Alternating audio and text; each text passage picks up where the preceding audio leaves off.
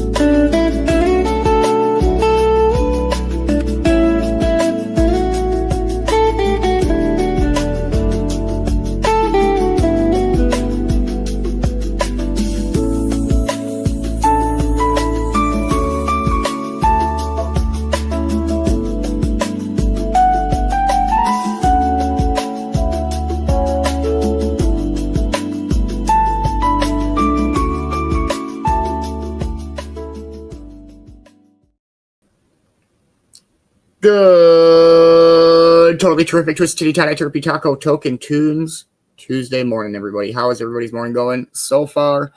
I hope everybody's having a dope ass Tuesday. Cheers, cheers, everybody.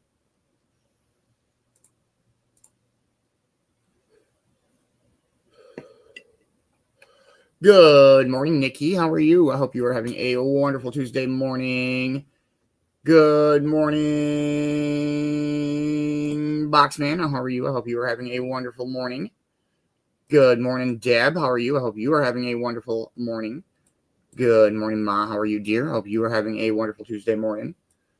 Good morning, Kay. How are you? I hope you are having a wonderful morning. Good morning, Mama Roo. How are you? I hope you are having a wonderful Tuesday. Good morning, Crystal. How are you? I hope you are having a wonderful morning. Good morning, Brother Ammo. How are you? I hope you are having a wonderful morning, man.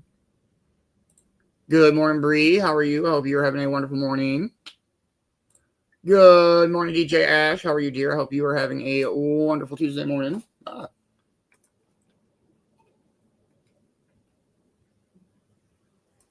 Good morning, CJ. How are you? I hope you are having a wonderful Tuesday morning.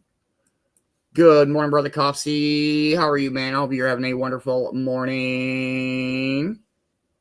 Good morning, Amber. How are you? I hope you are having a wonderful morning.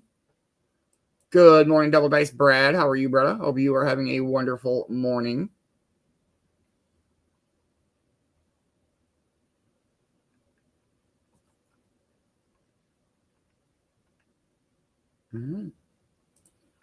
I hope everybody's off to a dope ass start to their Tuesday.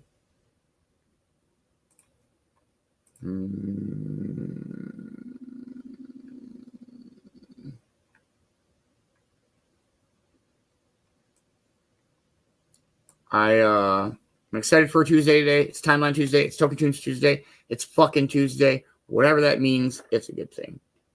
Hopefully. Unless you've got like a deposition today. I'm sorry. We're doing a different Wake and Bake song this morning. And we'll see what happens. Cheers, everybody.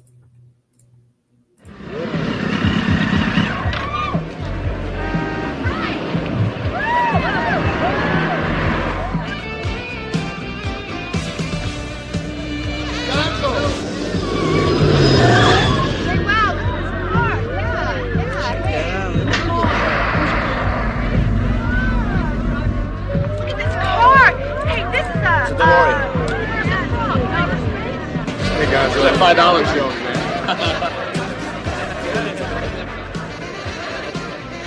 Okay, Huey, I think we're all set for you. Really? Oh.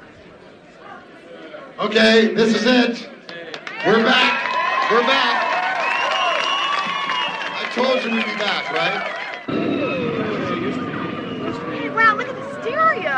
No, that's not a stereo. What is it? It's what it is. Now, I know it's been a few years. But Hollywood finally caught. That's it. Your favorite group is in the movie business.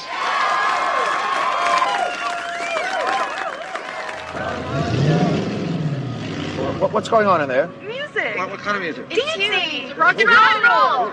Huey. This is the place. Gotta get in there. They're expecting me. Turn it up. Come on, let's go. Keep an eye on my machine. Don't touch anything. I'll be right back. And I know it's a good song. And, I mean, it's got to be a good movie. They even got jackets. Gonzo, show them the jackets. Check this out. For real.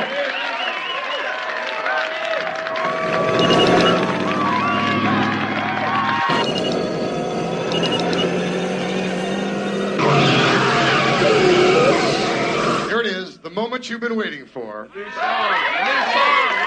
the big smash hit movie, our latest single, The Power of Love.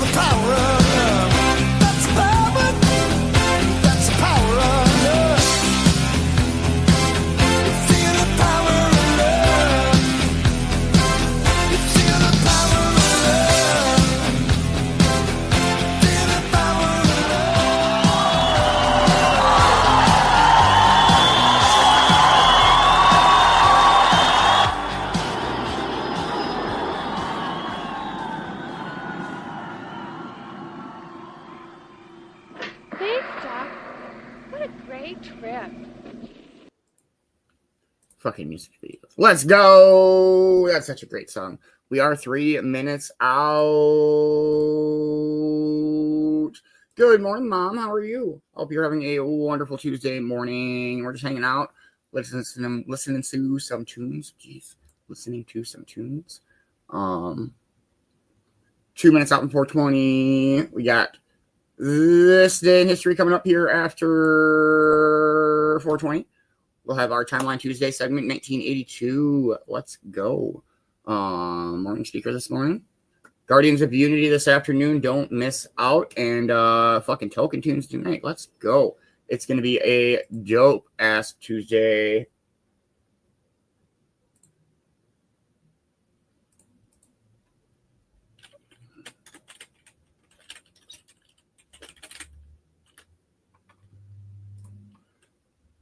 Boat. Yep. No, you're right. It's boat. It's coming. Boats in this bitch.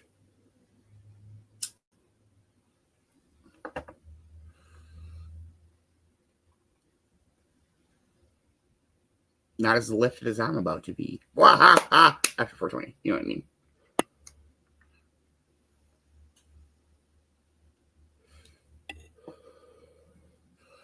$653. It's crazy. I'm just curious. Can I hit 700 with it? Maybe. Probably not. I don't know.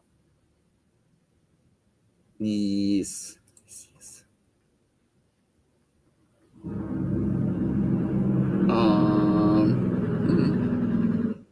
Hope everybody's having a wonderful morning. Good morning, Heather. How are you? I hope you're having a wonderful morning. Just scrolling.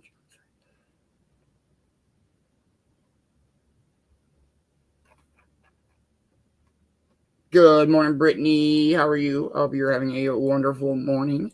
Cheers, cheers, everybody. Happy 420.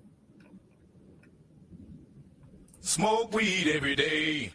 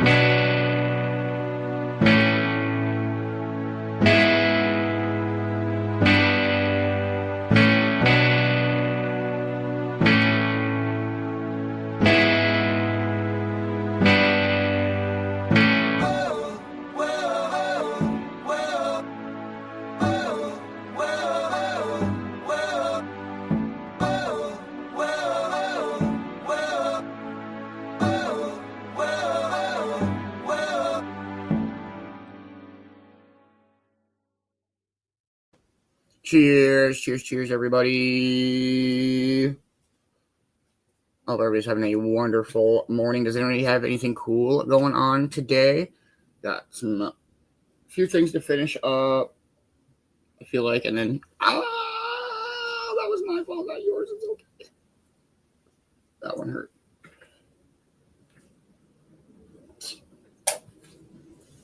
Morgan slept in this morning. I was surprised. As soon as the show started, she was grab her bell. Hey, much love, Ammo. Thank you. Thank you. I appreciate that, man. I love hanging out with all you guys in the morning, watching the sunrise, drinking coffee. I love all the shows, but the morning show holds a very special place in my heart. I've been loving this new playlist. I've just been pulling songs out of there. Like, here's another good one. This is 80s-esque. It's a lot of fucking music video, like audio. So we catch a lot of bullshit.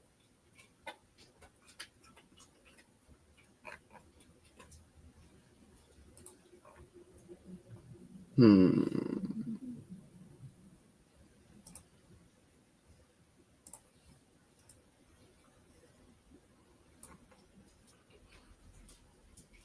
don't know. We'll play a song and see how we're something for our morning. Cheers, everybody.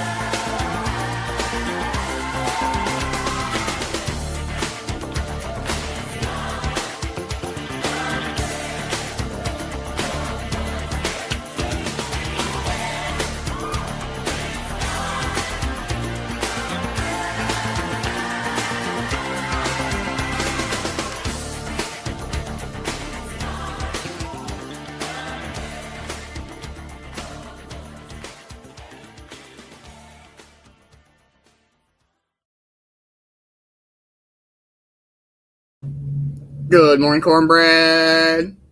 Good morning, Beanz. Okay, I'm ready. Good morning, Nikki. Good morning, Mama Brew. Good morning, Kay. Good morning, Elizabeth Hensley. Amber, right? Yep. Okay. Good morning, Amber. Good morning, Mama Beaner. Good morning, Boxman. Good morning, Ma. Good morning, CJ. Good morning, Brittany. Good morning, Heather. Good morning, Ammo.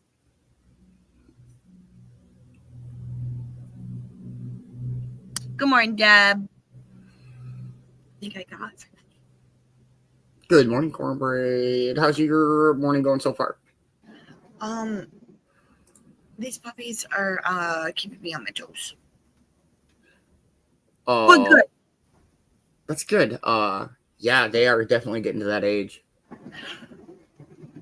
Beanz, I literally woke up and they were like all over my Yeah, they don't know where to not go. No. They were just all over my room, just running around. And I'm They'd walk to San Francisco if they could. They don't know. Like, damn.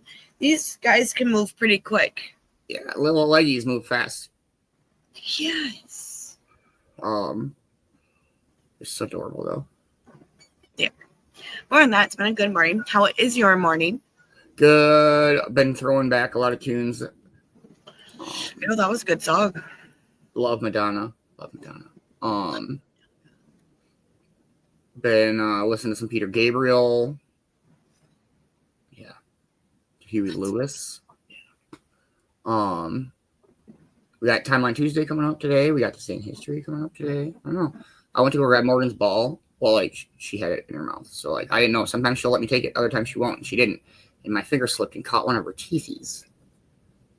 But then she's like, oh, shit, I'm so sorry. And I'm like, no, it was my fault, fool. What up, pup?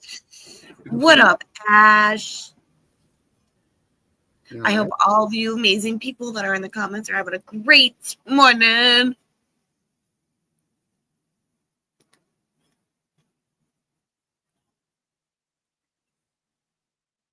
Hi, Morgan. Look at that pretty girl.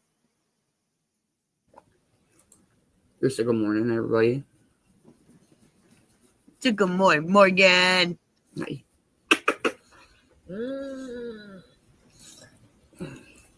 She's like, oh, I love it. Hi. You're a good girl. You're a good girl. She's a good girl. She's a great dog. Where's your ball? Oh. There it is. You will get it. Bring it here. Come here. Yep. Come on. Nope. She wants. She's like, throw it, motherfucker.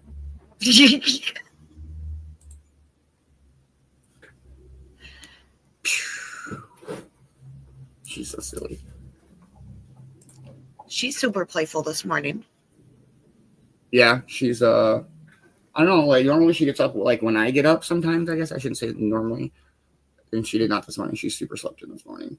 And then I mean it's like clockwork. As soon as I start the show, I mean like I listen to music other times and she doesn't, but she just knows like it's that time and then she's up and she's ready to go. If not the music, the intro. As soon as she hears that fucking intro, she knows. Huh, Morgan. No. Silly. Yeah, she's like, fuck you. I don't want to sit with you.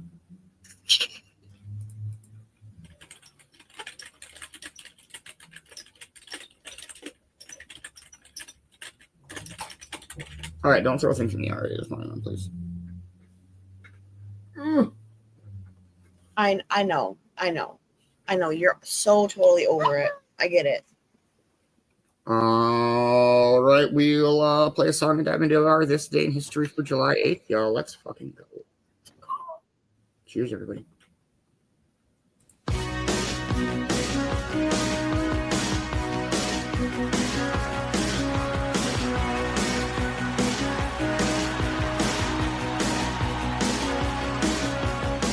I get up in the evening and I ain't got nothing to say. I come home in the morning, I go to bed feeling the same way. I ain't nothing but tired. Man, I'm just tired and bored with myself. Hey there, baby, I could use just a little bit. You can't start a fire. You can't start a fire without a spark. This gun's for hire. Even if we're just dancing in the dark.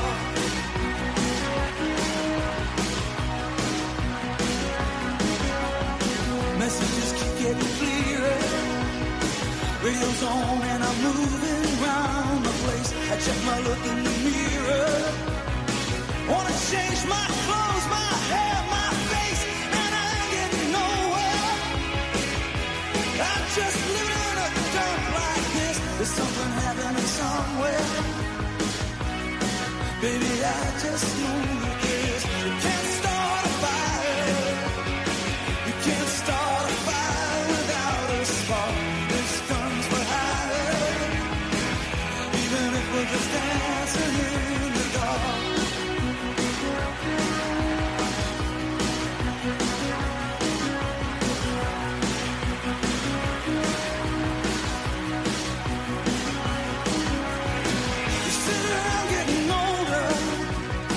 There's a joke, yes, wine, it's on me. I shake this world off my shoulders. Come on, baby, the laughs on me. Stay on the streets of this town, and they'll be carving you up alright. You say you gotta stay hungry. Hey, baby, I'm just about starting tonight. I'm dying for some action. I'm sick of sitting around here trying to write this book. I need a love reaction. Come on, baby, give me just one look. We can't start a fire. Sitting around crying over a broken heart. This gun's for hire. Even if we're just dancing in the dark. We can't start a fire. Worried about your little world falling apart. This gun's for hire. Even if we're just dancing in the dark. Even if we're just dancing in the dark. Even if we're just dancing in the dark. Even if we're just dancing in the dark.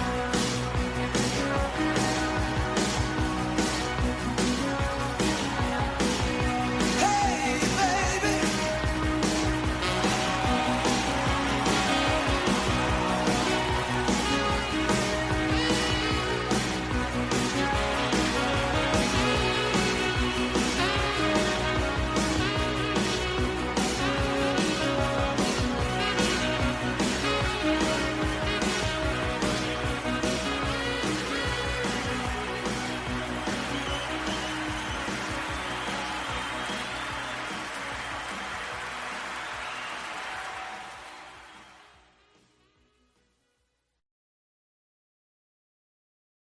Good morning, Magic. I hope you're off to a dope day. Good morning, Brother Bill. I wish the same to you. Yeah, yeah. I hope you're having a wonderful morning. Good morning, Magic. Good morning, Bill. I sang it to you. That was good, though. You didn't sing it. I sang it. I sang it, Magic. Don't forget that. I hope everybody's off to a dope-ass, totally terrific Twisted Titty Tie, Terpy Taco Token Tunes. It's not Monday. That was yesterday. It's Tuesday. Great retoke last night. Got super baked with Man Bear, like super baked. Great movie shows. movies last night. Usually so probably my favorite pick from all the movies would have to probably be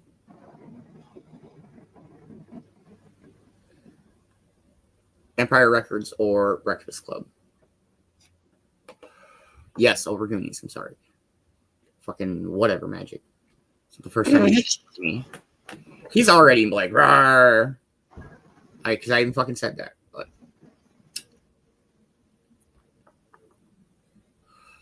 and he'll message me, and he'll be like, "Oh my goodness, about this actor or actress," and I'm like, "Who are you talking about?" He'll be like, "What?" I'm like, "Bro, I'm not the guy with the movie show." Yo, asshole.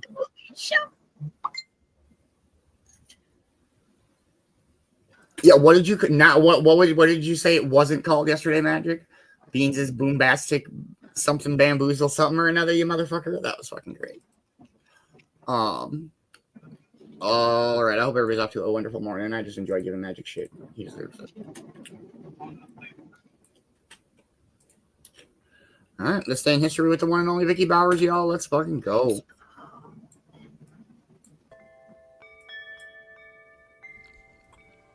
Welcome back. I'm feeling a little rocky today, so I'll be off camera, but we still have an episode, and ooh-wee, is July 8th an interesting day. So grab your favorite cuppa, sit back, and let's have a look.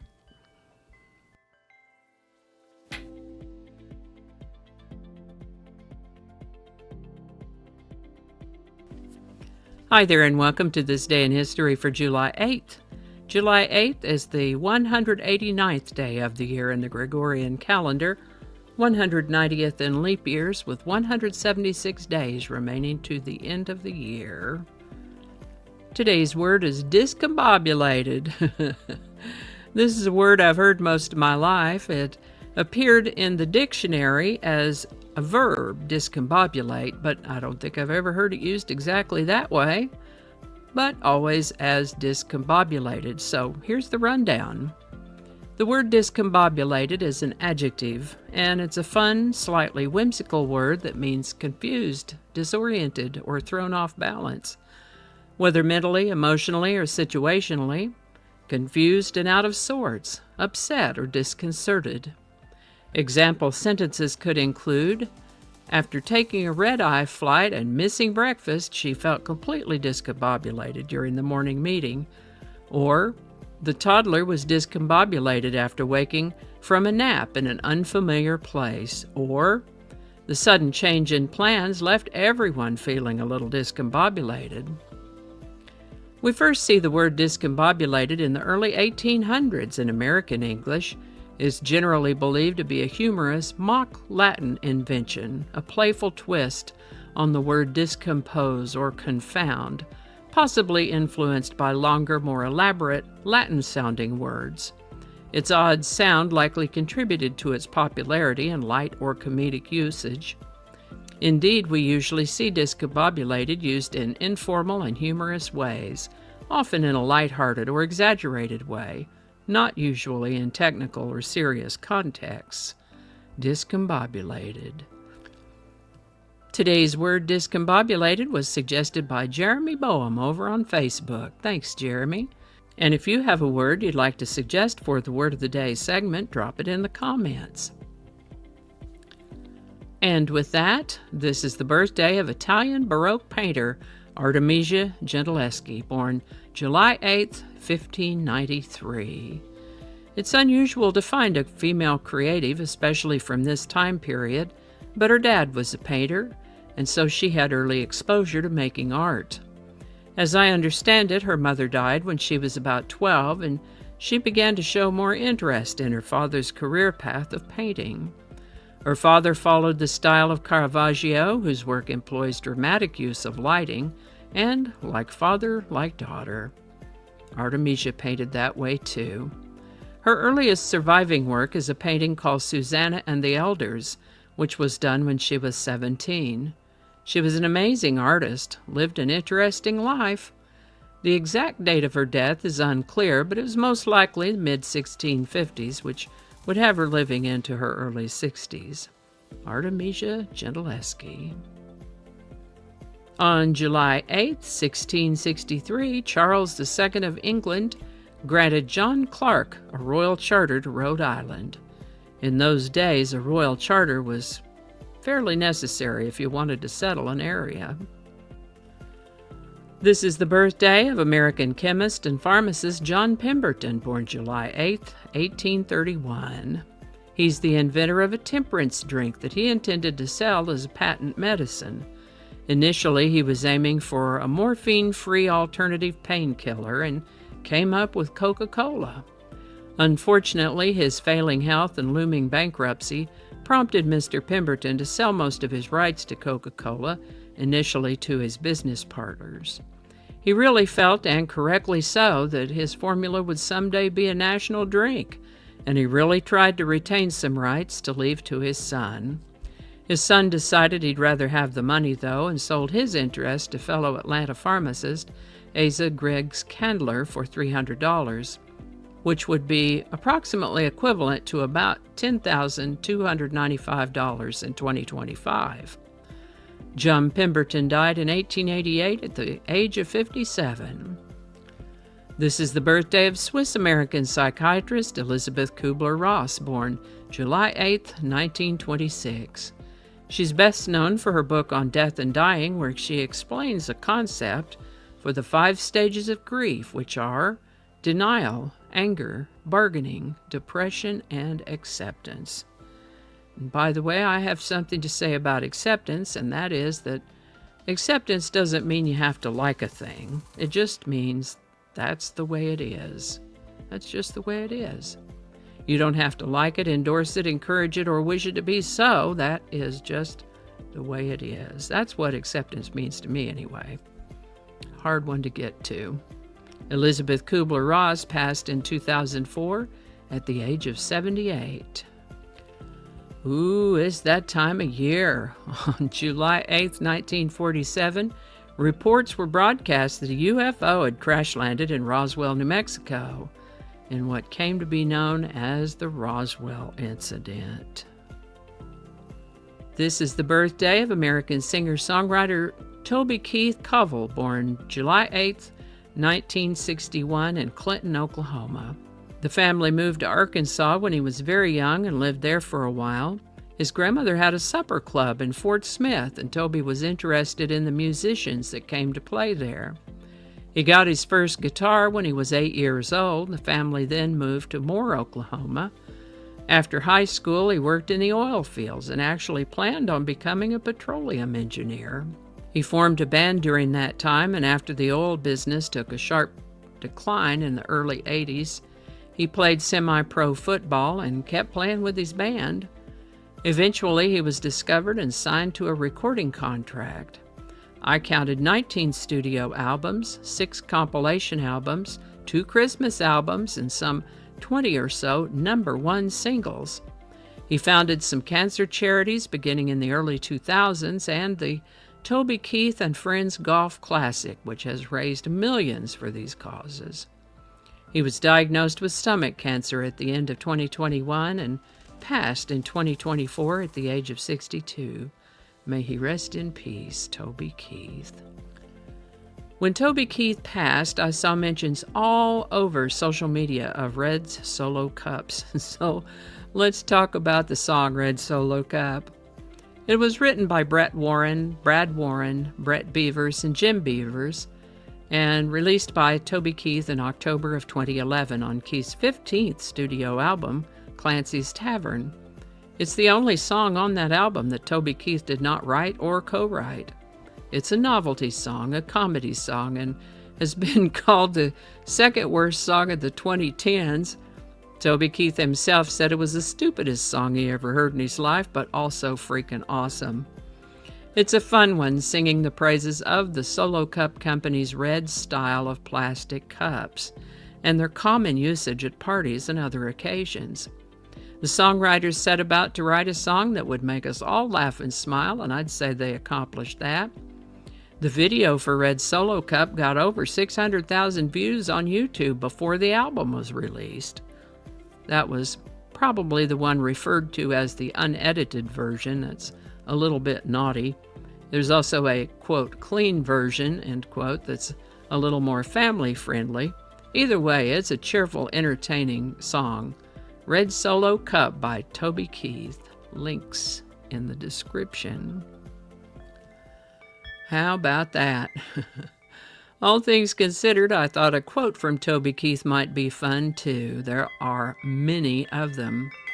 So let's go with this one that to me is about doing what one does, doing what's in front of you to do, and just doing it. And it is, if I hear a conversation and somebody says something intriguing, my first thought is that a song? I write all year long, and at the end of the year, I pull those 40 or 50 things out and say, which of these things do I want to record? Toby Keith. And that's how it is with the creative spirit. Anything and everything can be an inspiration. All righty, y'all take care. Be good to each other. I'll see you next time. Oh, hold on a second. I'm working on some things coming up, and I'd like the input of you, my viewers. And I thought about creating a survey, but then I thought, hey, why not do a live? So I'm going to do a live on Saturday, July 12th. You may have seen that test live I did over the weekend. I was able to stream on YouTube, Odyssey, and my personal Facebook page without any trouble. So that's what I'm going to go with for now. That will be Saturday, July 12th. I'm in the Central Time Zone, so that'll be noon Eastern, which will be 11 Central, 10 Mountain, 9 Pacific, and 8 a.m. for Alaska and Hawaii. Alrighty, y'all take care now. I really mean it. Be good to each other, and I'll see you next time. And I think that's going to do it for us today. Thank you so much for watching. Consider subscribing if you haven't already. Feel free to share this video with a link in your email, messaging, or social media. If you enjoyed this series, you can check out the playlists in the description. You can find me on BitChute, Facebook, Odyssey, Rumble, YouTube, and X, as well as on a blog page called No Really. All those links are in the description. Alrighty, that's all I can think of right now. Thanks again, and I'll see you next time. Let's fucking go. Much love, Vicki B. Thank you so much for this day in history every day. Please make sure that you are following Vicki on all of the platforms that she mentioned. And I hope you are off to a dope-ass Tuesday morning. Good morning, Angelina. How are you? I hope you're having a wonderful morning. Good morning, Panda Annie. How are you? I hope you are having a wonderful morning. Good morning, Candy. How are you? I hope you are having a wonderful morning. Beanz, Yes. you really did not know that Toby Keith passed away? I don't think I remember that. That was, yeah, I feel like I didn't know that. What? Real quick. So, yes, Saturday, I'm very excited. I'm going to try to do a tailgate pregame pre-show so that way we can collect as many people as we can. And then as soon as Vicki goes live, we're all going over there. I'm going over there. Whoever wants to come with can come with. But, so we'll probably do, I don't know, depending on how time-wise on the morning show, but I would like enough time to be able to have that be its own separate show. And then I'm going to try to put as many pages as we can in, get as many people as we can, and then we will, as soon as Vicki goes live, we'll all go over there and show her some support and love, because she is dope as a motherfucker. I love Vicki Bowers. She's so great. She's such an amazing spirit. Noon Eastern time.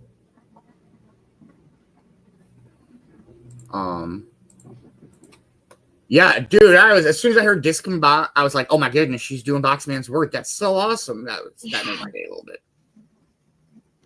That was awesome. Yes, be there or be square. It's gonna be dope. And I will let her explain kind of what's going on Saturday. But definitely be there. It's gonna be great. I'm super excited for everything that Vicki's got going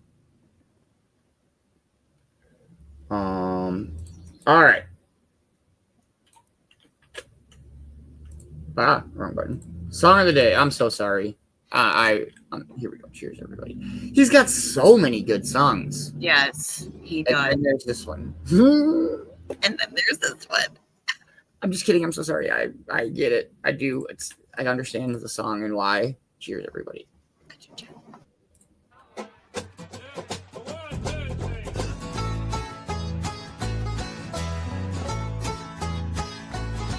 Now, Red Solo Cup is the best receptacle for barbecues, tailgates, fairs, and festivals. And you, sir, do not have a pair of testicles if you prefer drinking from glass. Hey, Red Solo Cup is cheap and disposable. In 14 years, they are decomposable. And unlike my home, they are not foreclosable. Freddie Mac kissed my ass. Woo! Red Solo Cup, I fill you up. Let's have a party.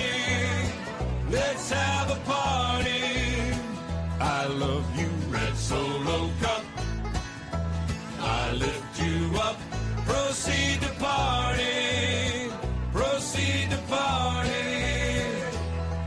Now, I really love how you're easy to stack, but I really hate how you're easy to crack. Because when beer runs down the front of my back, well, that, my friends, is quite yucky. But I have to admit that the ladies get smitten, admiring how sharply my first name is written on you with a Sharpie when I get to hitting on them to help me get lucky. Red Solo Cup, I fill you up. Let's have a party. Let's have a party. I love you, Red Solo Cup. I lift you up. Proceed to party. Proceed to party. Now I've seen you in blue and I've seen you in yellow, but only you, Red, will do for this fella, because you are the Abbott into my Costello, and you are the fruit to my loom. Red Solo Cup, you're more than just plastic. You're more than amazing. You're more than fantastic. And believe me that I'm not the least bit sarcastic when I look at you and say, Red Solo Cup, you're not just a cup. No. God, no. You're my friend. Yeah. Lifelong. Thank you for being my friend. Red Solo Cup, I fill you up. Let's have a party. Let's have a party. I love you, Red Solo Cup. I lift you up. Proceed to party. Proceed to party. Woo! Red Solo Cup. Red Solo. I fill you up. Let's have a party. Let's have a party. Let's have a party. Let's have a party. Red Solo Cup. Red Solo Cup. I fill you up. Let's have a party. Proceed to party. Solo Cup. Bo-do. Oh, bo-do. Yeah! Bo-do.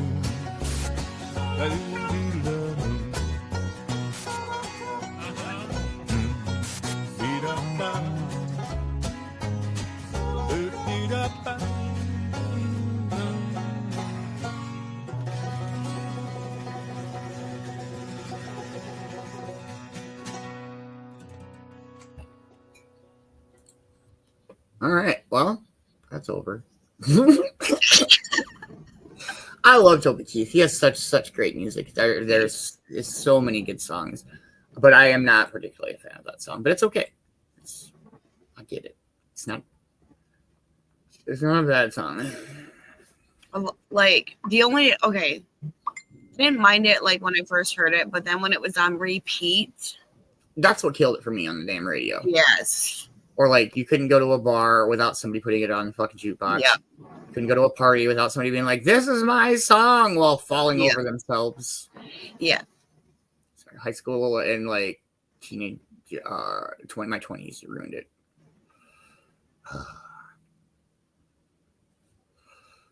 I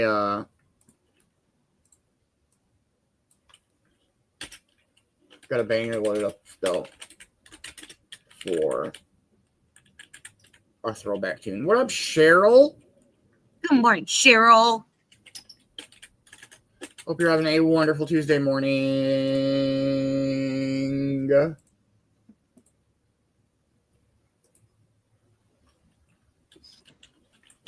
Hold on, more coming.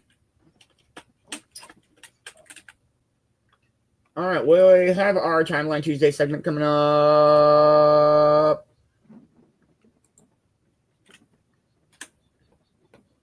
But let's play some Michael Jackson. Let's cheers, everybody. You know, I was wondering, if you could keep on, because the force, it's got a lot of power, and it makes me feel like it makes me feel like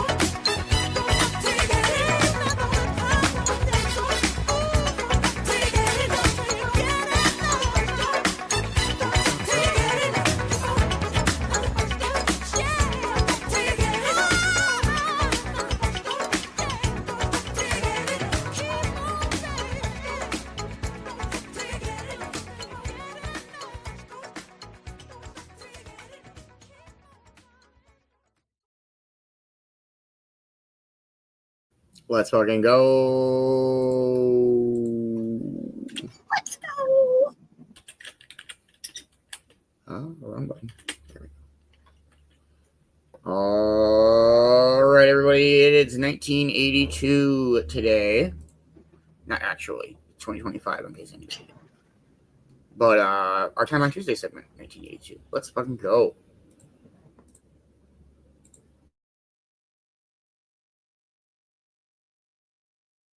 $1982. What a year it was. 82 would see some now iconic items taking shape. A gapped-toothed comedian take over late night, the emergence of the war on drugs' most laughable catchphrase, and the rise of the machines. And let's not forget, 1982 would be filled with plenty of spicy drama. We're going to talk about the news, culture, sports, and entertainment, and all that was weird in the 80s. This is Timeline.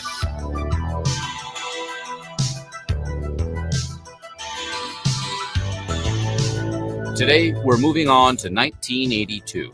But before we get started, be sure to subscribe to the Weird History channel and let us know in the comments below what you miss about the 80s. Okay then, are you ready to do 82? My lines! I can't remember my lines, ever. Don't worry, we've got you covered. This is 1982. Starting off in 82, 10-year-old Donnie Priest would be the sole survivor when his mother, Lee Vaughn, and stepfather and pilot, Ron Vaughn, flew a single-engine Grumman AA-5B plane into a snowy slope near the northeastern edge of Yosemite National Park. After spending 5 days in freezing weather, Donnie Priest was found by a search and rescue team. Priest lost both of his legs below the knee due to severe frostbite. Switching to the courts, the Honorable William Ray Overton voted in favor of Act 590 on January 5, 1982, also known as the Arkansas Balanced Treatment Act, which was a law that required the teaching of creationism in classrooms. Kids got a dose of real science with the theory of evolution, Charles Darwin, and genetics, as well as creation myths, Noah's Ark and Adam and Eve. We go to Cuba, where Ubra Blanca was a cow, but not just any cow.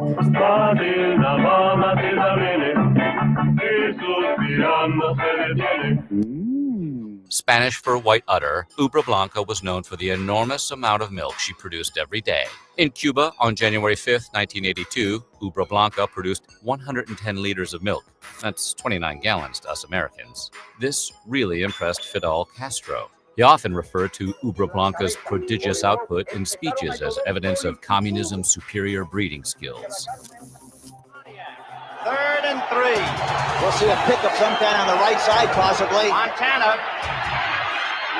looking, throwing in the end zone. I Love Rock and Roll was originally recorded by the British band Arrows in 1975. The song went mostly unnoticed until Joan Jett and the Blackhearts recorded their version of it, released as a single on January 19th. Jett's version reached #1 on Billboard's Hot 100 exactly 1 month later, on February 19th. Staying with music, while performing at the Veterans Memorial Auditorium in Des Moines, Iowa on January 20th, during his Diary of a Madman tour, Ozzy Osbourne picked up a fake bat and bit its head off. Well, Ozzy at least thought it was fake. Mark Neal, a 17-year-old fan, threw a real bat on stage, as one apparently does when in Iowa. And due to fog machines, a flashing light show, and lots of drugs, Ozzy picked it up, held it above his head to the crowd, and proceeded to take a batty bite. Neal has said that the bat was already dead when he brought it to the venue, but Ozzy swears the bat bit him first. We don't want to spend all our time discussing you biting the heads off stuff, but is this okay to be doing this stuff? Sticking with Dave, on February 1st, David Letterman debuted Late Night, arguably the most exciting, innovative, and insane late-night talk show ever. In its 11 seasons, Letterman would throw crap off buildings, introduce us to stupid pet tricks, and host incredible bands that would have never gotten the chance to perform on television otherwise. His first guest was the one and only Bill Murray. Dave Letterman, come on, everybody up! Everybody up!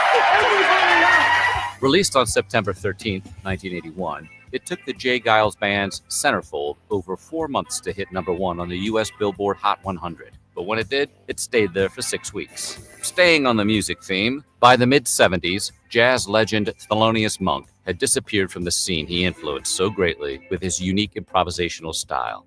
More than a complex musician, he was a complex person. Sadly, jazz historians attribute his quirky behavior to manic depression and schizophrenia. Monk died on February 17th. Another sad passing happened in March. Philip Kindred Dick, the world-renowned science fiction writer responsible for some of the genre's most influential work, died on March 2nd. Months later, Blade Runner, which was a film based off the Philip K. Dick novel Do Androids Dream of Electric Sheep, debuted on June 25th, 1982. Good evening, I'm Marty McNeely for WGN News. Comic actor John Belushi died today at a rented hotel bungalow in the Hollywood Hills. While holed up in the Chateau Marmont in Los Angeles, John Belushi would go on the last party bender of his life. Just after midnight, Belushi was visited separately by his friends Robin Williams, Robert De Niro, and Catherine Evelyn Smith, who we'd find out later was the person who injected Belushi with 11 speedballs, which led to his death. Smith eventually served 15 months in prison and was later deported to Canada. Now we go to the New Orleans Superdome, where the North Carolina Tar Heels were down by 1 with less than 20 seconds left in the game. Freshman Mike Jordan then sinks a 16-foot jumper, helping the Heels win the NCAA championship. Jordan! Michael Jordan! On this night, Mike became Michael. We may see this Michael Jordan guy a few more times this decade. Jane Fonda's first exercise video debuted on April 24th, simply titled Workout. Inspired by her best-selling book, Jane Fonda's Workout Book, Fonda brought aerobics to the masses. Next, a music and crime story. While driving his 1977 Porsche Turbo Carrera near Sunset Boulevard, Rod Stewart was approached by an armed gunman in broad daylight. The gunman demanded the keys to Stewart's $50,000 wheels. That's $133,000 converted for inflation. Hopped in the car and sped off, leaving Rod and his 3-year-old daughter, Kimberly, on the curb. It doesn't pay to not pay your taxes. Actress Sophia Loren voluntarily surrendered in Italy and went to jail on May 19th. The charges stemmed from a discrepancy on her 1974 tax return, in which she filed in a lower tax bracket. She then served 17 days of a 30-day jail term in a women's prison. The beloved Satchel Paige. But his exact date of birth was one of the mysteries that came with him into the big leagues when he pitched his first game for the Cleveland Indians after being drafted from the Negro League. Jack, I'm going to tell you the truth. I don't think it but a very few people in the United States know my age or where I come from even now, let alone know my age, because I've been playing ever since I was a kid. I never had a job. But still, they say I'm 100 years old, and everybody I meet, they say they played ball with me. Some of them's 100, some of them's 85 and 90. We now go to the courts. On June 15th, the Supreme Court made a landmark decision when it ruled that states cannot constitutionally deny students a free public education on account of their immigration status. The case began in 1977 when 4 immigrant families sued the Tyler, Texas school district after their children were kicked out and then told they had to pay tuition to gain entrance into their schools. Staying with the justice system, on June 21st, having been charged with 13 offenses, would-be assassin John Hinckley was found not guilty by reason of insanity. Hinckley wrote that the assassination attempt was the greatest love offering in the history of the world, in an odd way trying to win actress Jodie Foster's heart. I believe that it's, that the letters were assumed to have been, love type books. But that he was extremely disappointed that Foster didn't accept in return his love for her.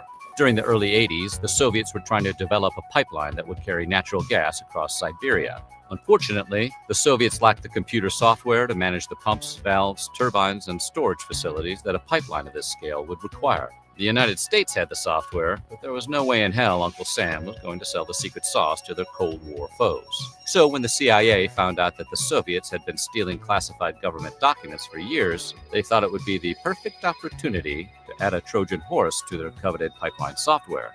The incorrect software code caused a major explosion of the Trans-Siberian gas pipeline. The result was a blast so monumental, balls of fire could be seen from space.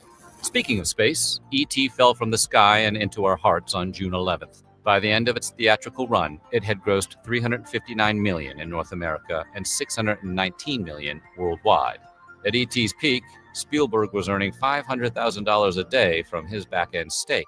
The Hershey Company's profits increased by 65% thanks to their product placement of Reese's Pieces.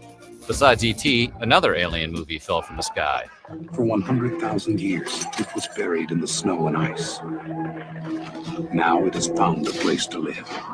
Inside.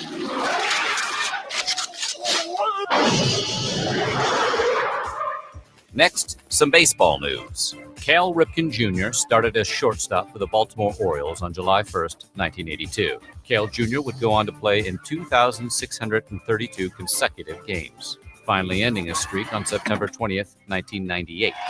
Incredible moment. An amazing sight, almost overwhelming. On July 2nd, Larry Walters completed a 45-minute flight with 45 helium-filled weather balloons tied to an ordinary patio chair. Lawn Chair Larry rose to a little over 15,000 feet in altitude by Long Beach, California. Walters took with him a CB radio, sandwiches, beer, of course, a camera, and his pellet gun. The pellet gun naturally would be used to shoot several of the balloons in order to lose altitude and land. Unfortunately, Larry's balloons got tangled up in power lines, and he was arrested after freeing himself from his aircraft. It wasn't all bad, though. Walter's flight would go on to help inspire the 2009 Pixar film, Up.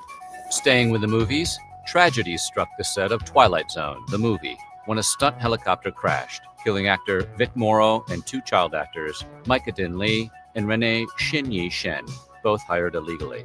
Director John Landis and 3 others involved with the movie were eventually acquitted of manslaughter charges in a 9-month trial, which spanned 1986 and 87. This is a terrible, terrible accident that obviously will cause pain and anguish to all of us for the rest of our lives. Steven Spielberg, the co-producer of the movie, was so disgusted by Landis's handling of the situation, he ended their friendship.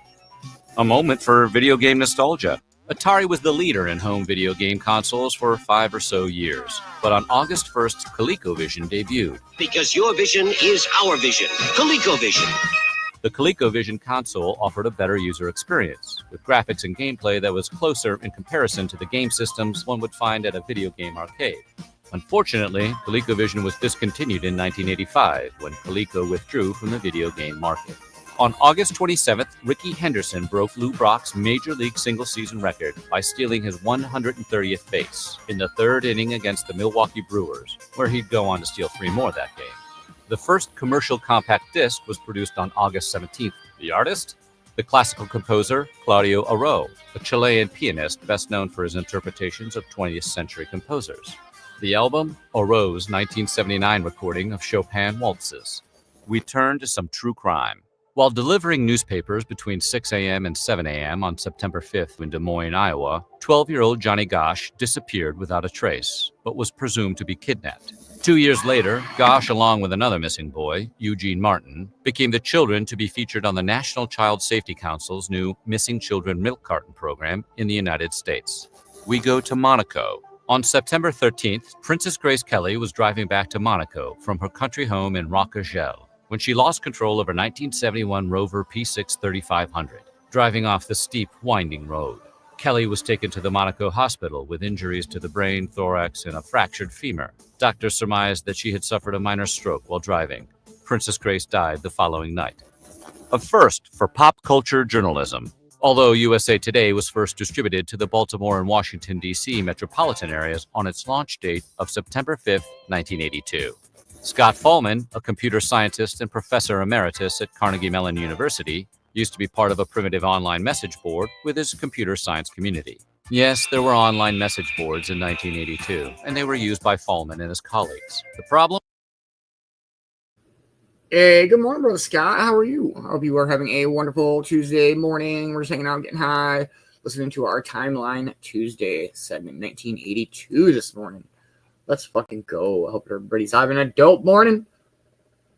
Here we go. People on this group chat used to pepper in sarcastic comments and jokes. On September 19th, 1982 at 11:44 a.m., Fahlman posted this note, which would solve everything. From Scott E. Fahlman, I propose the following character sequence for joke markers: : right parenthesis. Actually, it is probably more economical to mark things that are not jokes, given current trends. For this, use : left parenthesis. Ah, the innocence of it all. The 1982 NFL strike, which began on September 21st, wasn't the first instance when football players walked, but at the time, it was the longest stretch fans went without a game. Stadium without professional football is about as unusual as a Cleveland winter without snow. A football player strike wouldn't stop the snow, but it would empty out the stadium and a lot of people's pockets as well. After 57 days, the Players Union and the NFL came to an agreement, and the Washington Redskins eventually went on to beat the Miami Dolphins in a shortened 9-game season.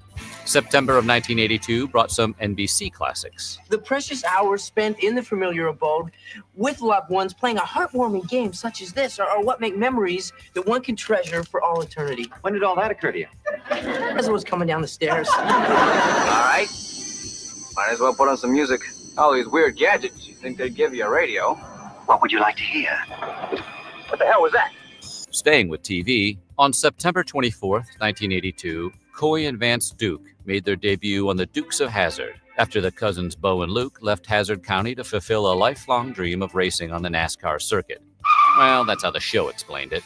In reality, John Schneider and Tom Wopat filed a lawsuit against Warner Brothers for $25 million, alleging that Warner had shortchanged them Duke boys on royalties. After Coy and Vance's Season 5 ratings tanked, Warner Brothers ponied up the dough, and Bo and Luke were written back into Season 6. While Coy and Vance, well, Brian Cherry, who played Coy Vance, went on to play Deputy Will Roxy on an episode of Murder, She Wrote.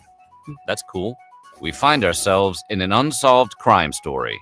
It all started on September 29th, when 12-year-old Mary Ann Kellerman of Elk Grove Village, Illinois, died after taking the over-the-counter pain reliever. Within the next few days, 6 more people died, but it wasn't until 2 Chicago firefighters, Richard Keyworth and Philip Capitelli, realized that all 7 victims had taken extra-strength Tylenol prior to becoming ill. While every bottle of Tylenol was recalled, the only contaminated capsules were found in the Chicago area. As far as we know, the children's Tylenol, the chewable, have not been implicated yet. To this day, the culprit has never been caught, but the murders led to new tamper-proof medicine containers and hundreds of copycat attacks.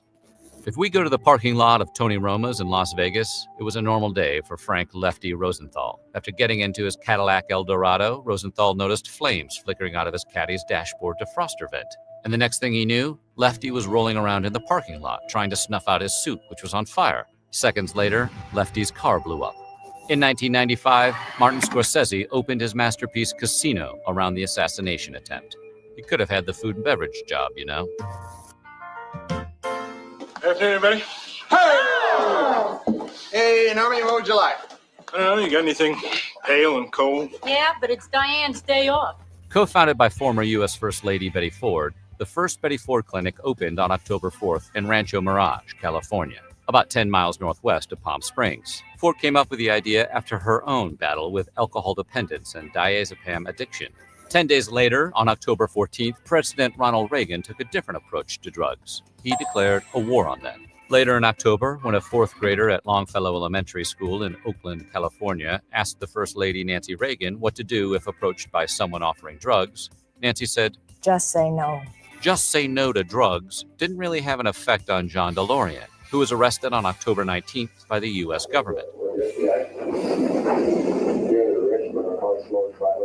During a sting operation, DeLorean laughs it up with undercover federal agents, making a sweet $24 million deal to traffic cocaine. DeLorean claims that he only did it to save his failing sports car company. DeLorean would have the last laugh, though. 2 years later, at trial, DeLorean's lawyer successfully argued that the FBI and DEA had targeted and entrapped DeLorean himself, simply because he and the DeLorean Motor Company were financial wrecks. On the car note, Honda became the first Asian car company to produce cars in the United States on November 1st with the opening of the Marysville Auto Plant in the heart of the Buckeye State, Ohio. The first Honda to roll off the floor of the plant was the '82 Honda Accord.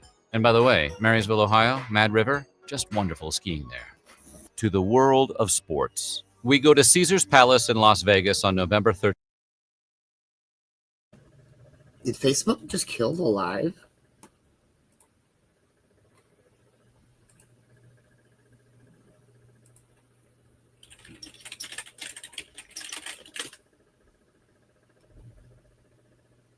Had to have. It had to have. Had to. I don't know.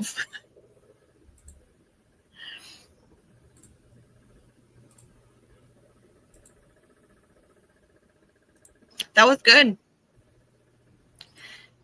1982. Well, we are about 3/4 of the way through. Well, we got a couple minutes left, but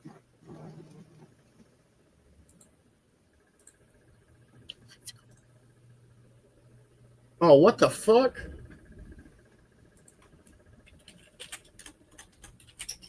What? What happened? I don't know, but all right, everybody watching on Facebook, I'm going to unplug the Facebook, and we will be right back on Facebook. That's so crazy. I don't know what the fuck for. Unless, I mean, I don't know. Whatever. That's crazy. That is crazy. What's the shit? can never have fun. Super weird.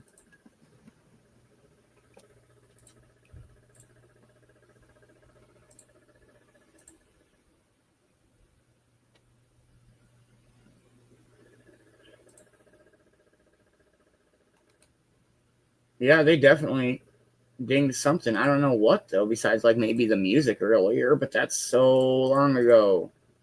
Right? That was like 20 fucking minutes ago.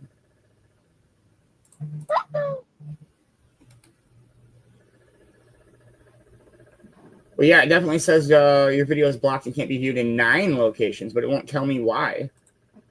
9? Holy. What? I click on it and it just says this content isn't available right now.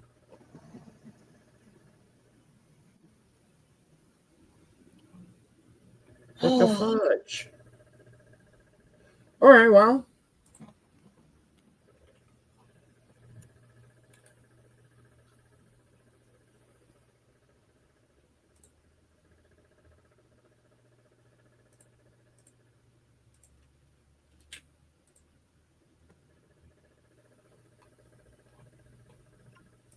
Weird. Just saying. Super weird. Especially it won't tell me why.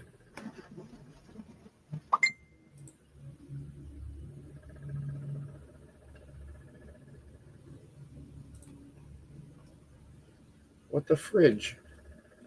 For real, Boxman, right? What the hell? I don't know. The last song, I mean, maybe the Michael Jackson song, but that was so long ago.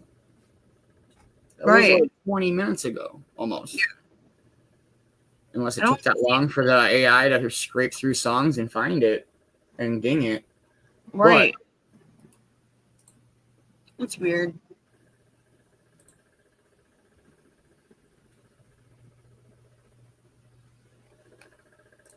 That's fucking crazy. And it doesn't tell me shit. Well, I did replug it in, and so if you refresh it, it might come back. Yeah, I don't know. That's crazy.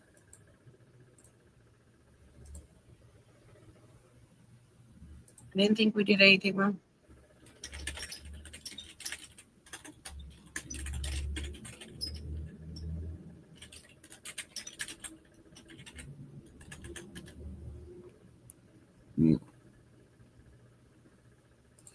I don't know if it was like maybe one of the commercial clips. I don't think it played any fucking music. No. Maybe they didn't like the fact that Honda opened in Ohio. Yeah, I just don't understand. I mean, whatever, but like I don't understand what the ding was for. How the fuck do I correct it? How do you find out? If you're not gonna tell me what I did, how the fuck do I know what the fuck I did? Right. Do I not do timelines? Like, what the fuck, Facebook? Just talk to me. Use your words.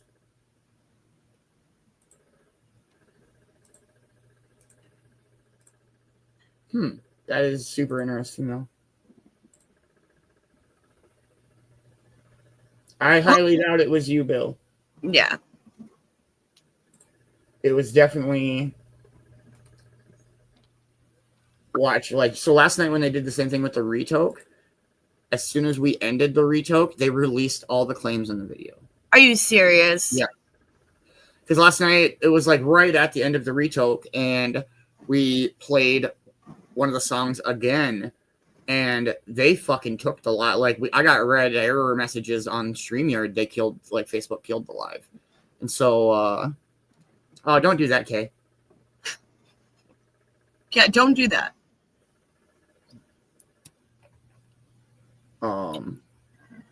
Well, I guess we've got a couple minutes left of our timeline segment. Do we dare try it? Fucking A.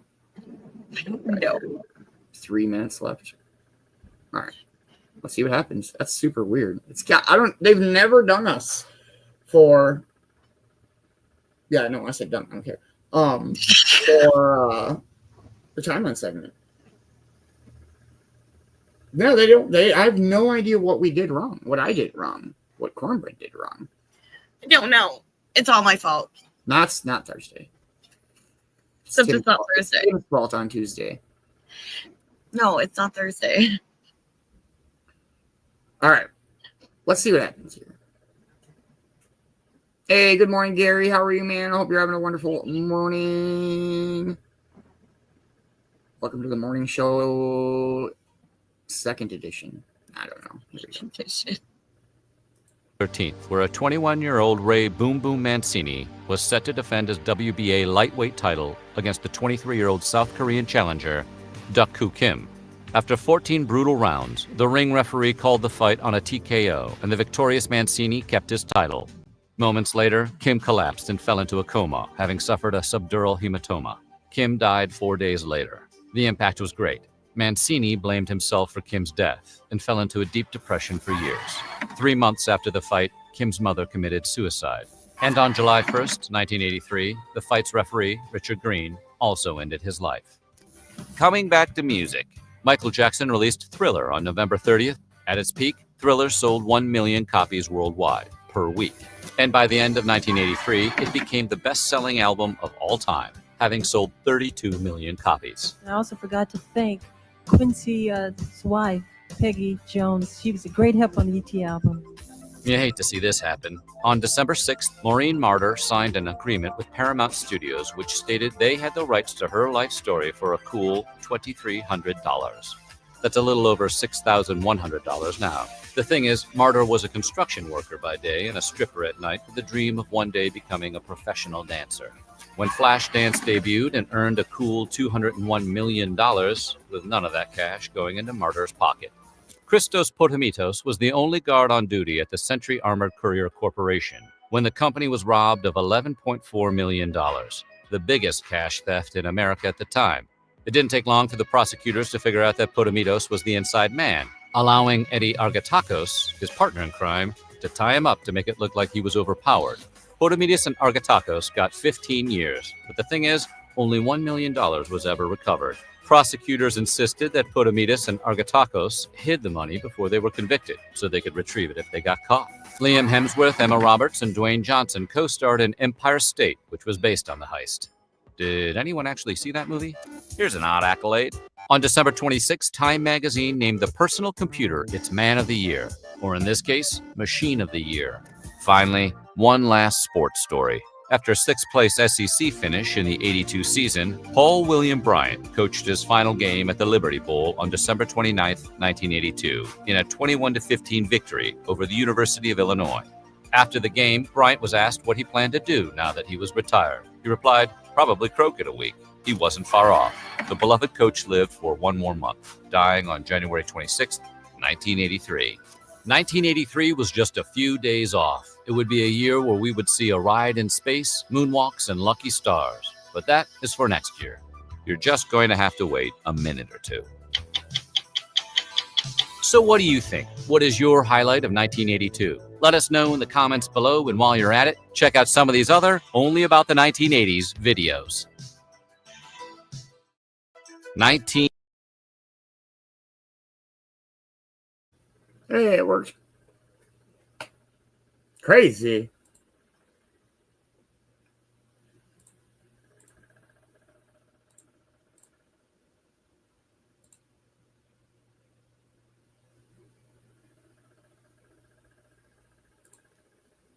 Yeah, I don't know. Facebook would be tripping this morning. When aren't they? Good point. Good point. Just saying. Crazy ass Facebook.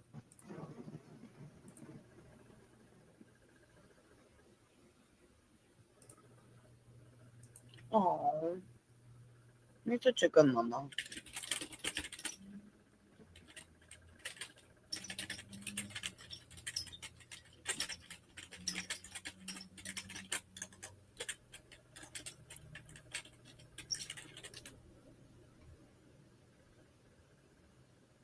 Hey, I probably would have too if I was you, Bill. I did a lot of young dumb shit too. All sorts. Fun stories. Not morning show stories. Fun, scary. That one too.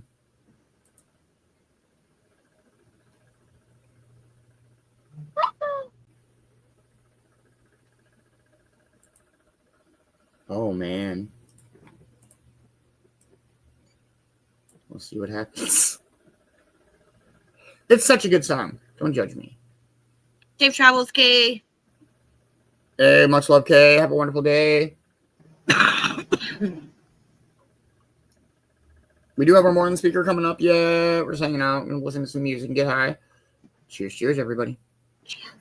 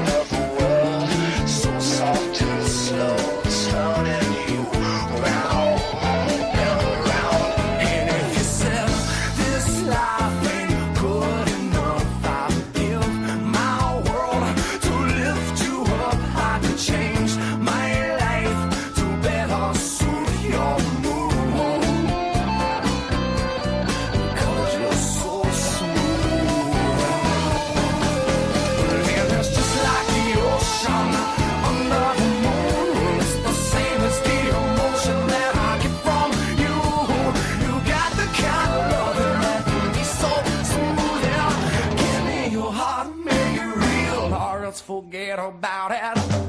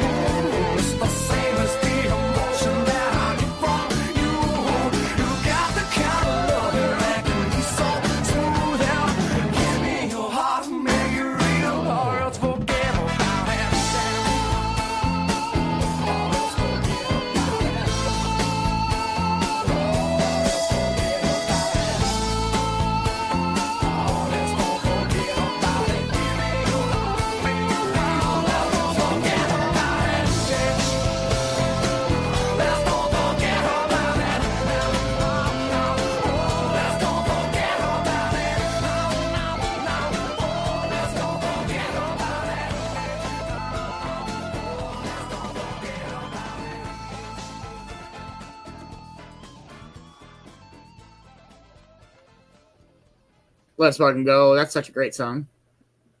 Yes, it is. I love that song. Right? I heard that too. Go look. Go look. You fucking asshole. She just laid her head back down. She's like, nah. She'll make me go look.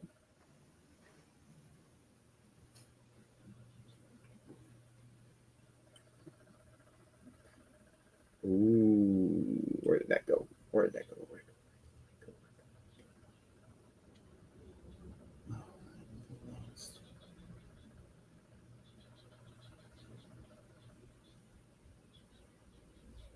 Ah. All right, we do have our morning speaker coming up. We'll play one more song and dive in. I hope everybody's having a dope Tuesday morning. Don't miss out on Token Tunes tonight because it is a totally terrific twist titty tie turkey taco Token Tunes Tuesday. Whew. Yeah. Cheers, cheers, everybody. So we're here doing a video, which is kind of interesting because we're doing a video, making a video of making a video. You know, there's lots of things going on at the same time. It's not like the normal kind of promo clip.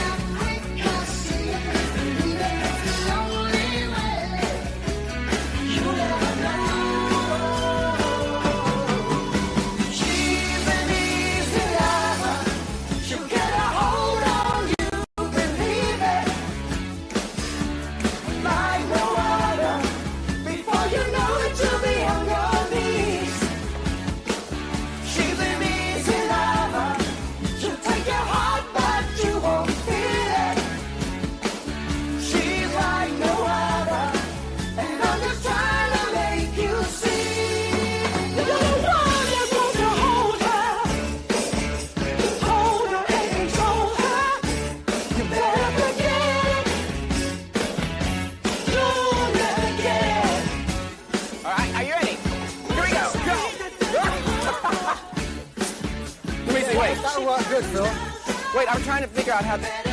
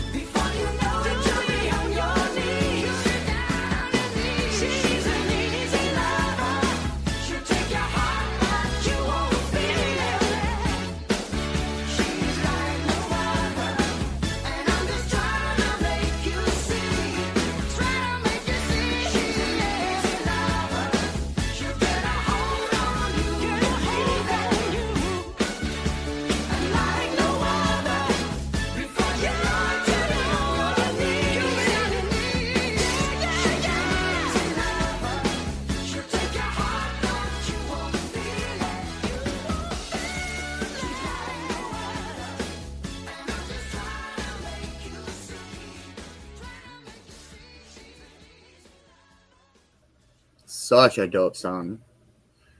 Drive safe, Kay. Scared me. I just think she said we're off. I'm like, oh no, not again. But I got you. I know what you mean. I know what you mean. Here we go. All right, we're gonna do a Dr. K this morning. Let's fucking go. Here we go.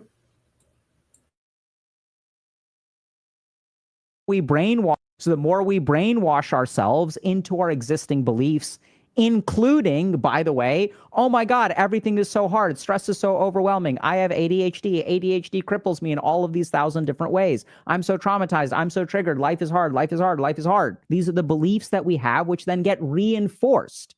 As they get reinforced, cognitive flexibility goes down, BDNF goes down. And this is the result. Today, we're going to talk about how we're all being brainwashed.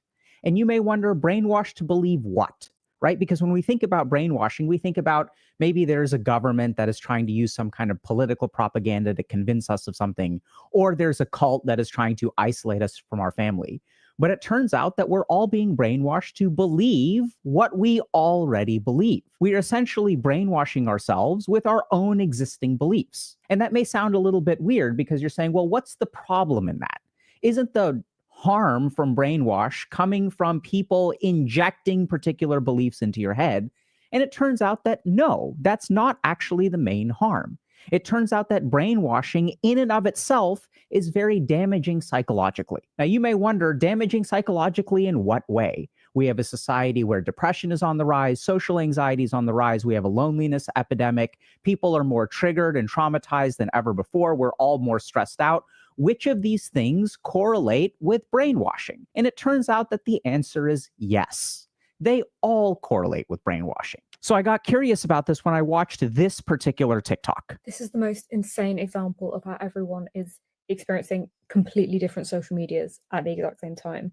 Like this video, my boyfriend said he'd be over by 3 after golfing. And like, it's just her every half an hour taking a video saying, oh, he's still not here. And it gets to like 5 or 6 p.m. and he's still not here. Okay.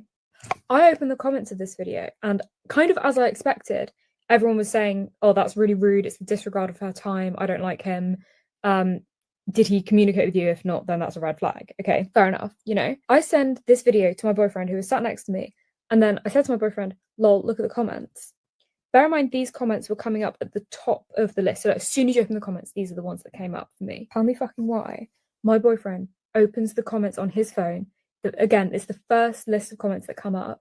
It's the same time on the same video. Or you could get your own hobby instead of waiting around for him. Like, God forbid he has a good time. He meant before 3 a.m. He's ahead of schedule. No fucking wonder we're all so divided. Hey, y'all, if you're interested in applying. Hey, good morning, Kimmy. How are you? I hope you're having a wonderful Wednesday morning. We're just hanging out, just starting our morning speaker. It's a good one already, I can tell. Let's fucking go. Applying some of the principles that we share to actually create change in your life, check out Dr. K's Guide to Mental Health. It combines over 2 decades of my experience of both being a monk and a psychiatrist and distills all of the most important things I've learned into a choose your own adventure format. So check out the link in the bio and start your journey today. So I saw this video and wondered, what is the mental health impact of essentially being exposed to our beliefs over and over and over again? Because that's what the internet is doing. We have these algorithms that figure out what you like. And it used to be that they would just serve you up videos of things that you already like, things that you agree with. We all know that there are echo chambers on the internet. But now things have moved to the next step, which is that we're now being fed algorithmic comments. So not only are we seeing a particular video that we agree with, but we're seeing a lot of other people also agree with that video. And what this is essentially doing is creating an echo chamber for our mind. And then the question kind of becomes, what is the mental health impact of creating an echo chamber of our own mind?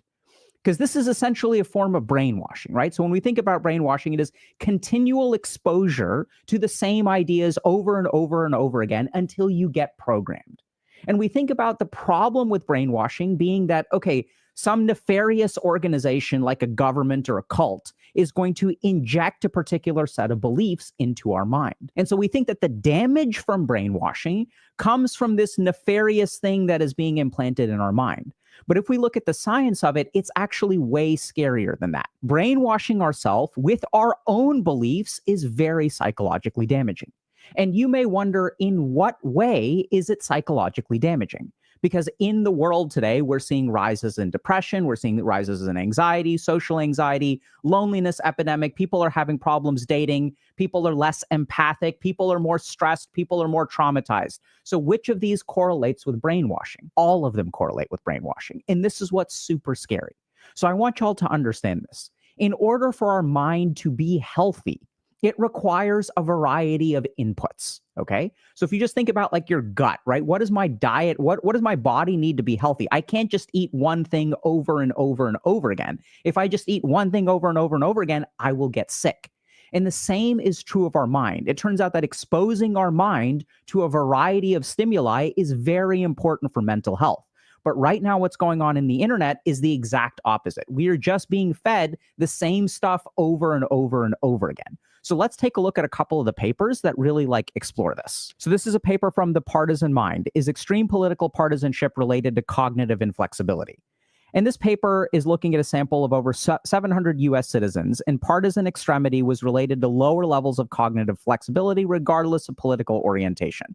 So this is not very surprising, right? We're basically saying people who are extremely political radicalized are not very cognitively inflexible. Really simple, right?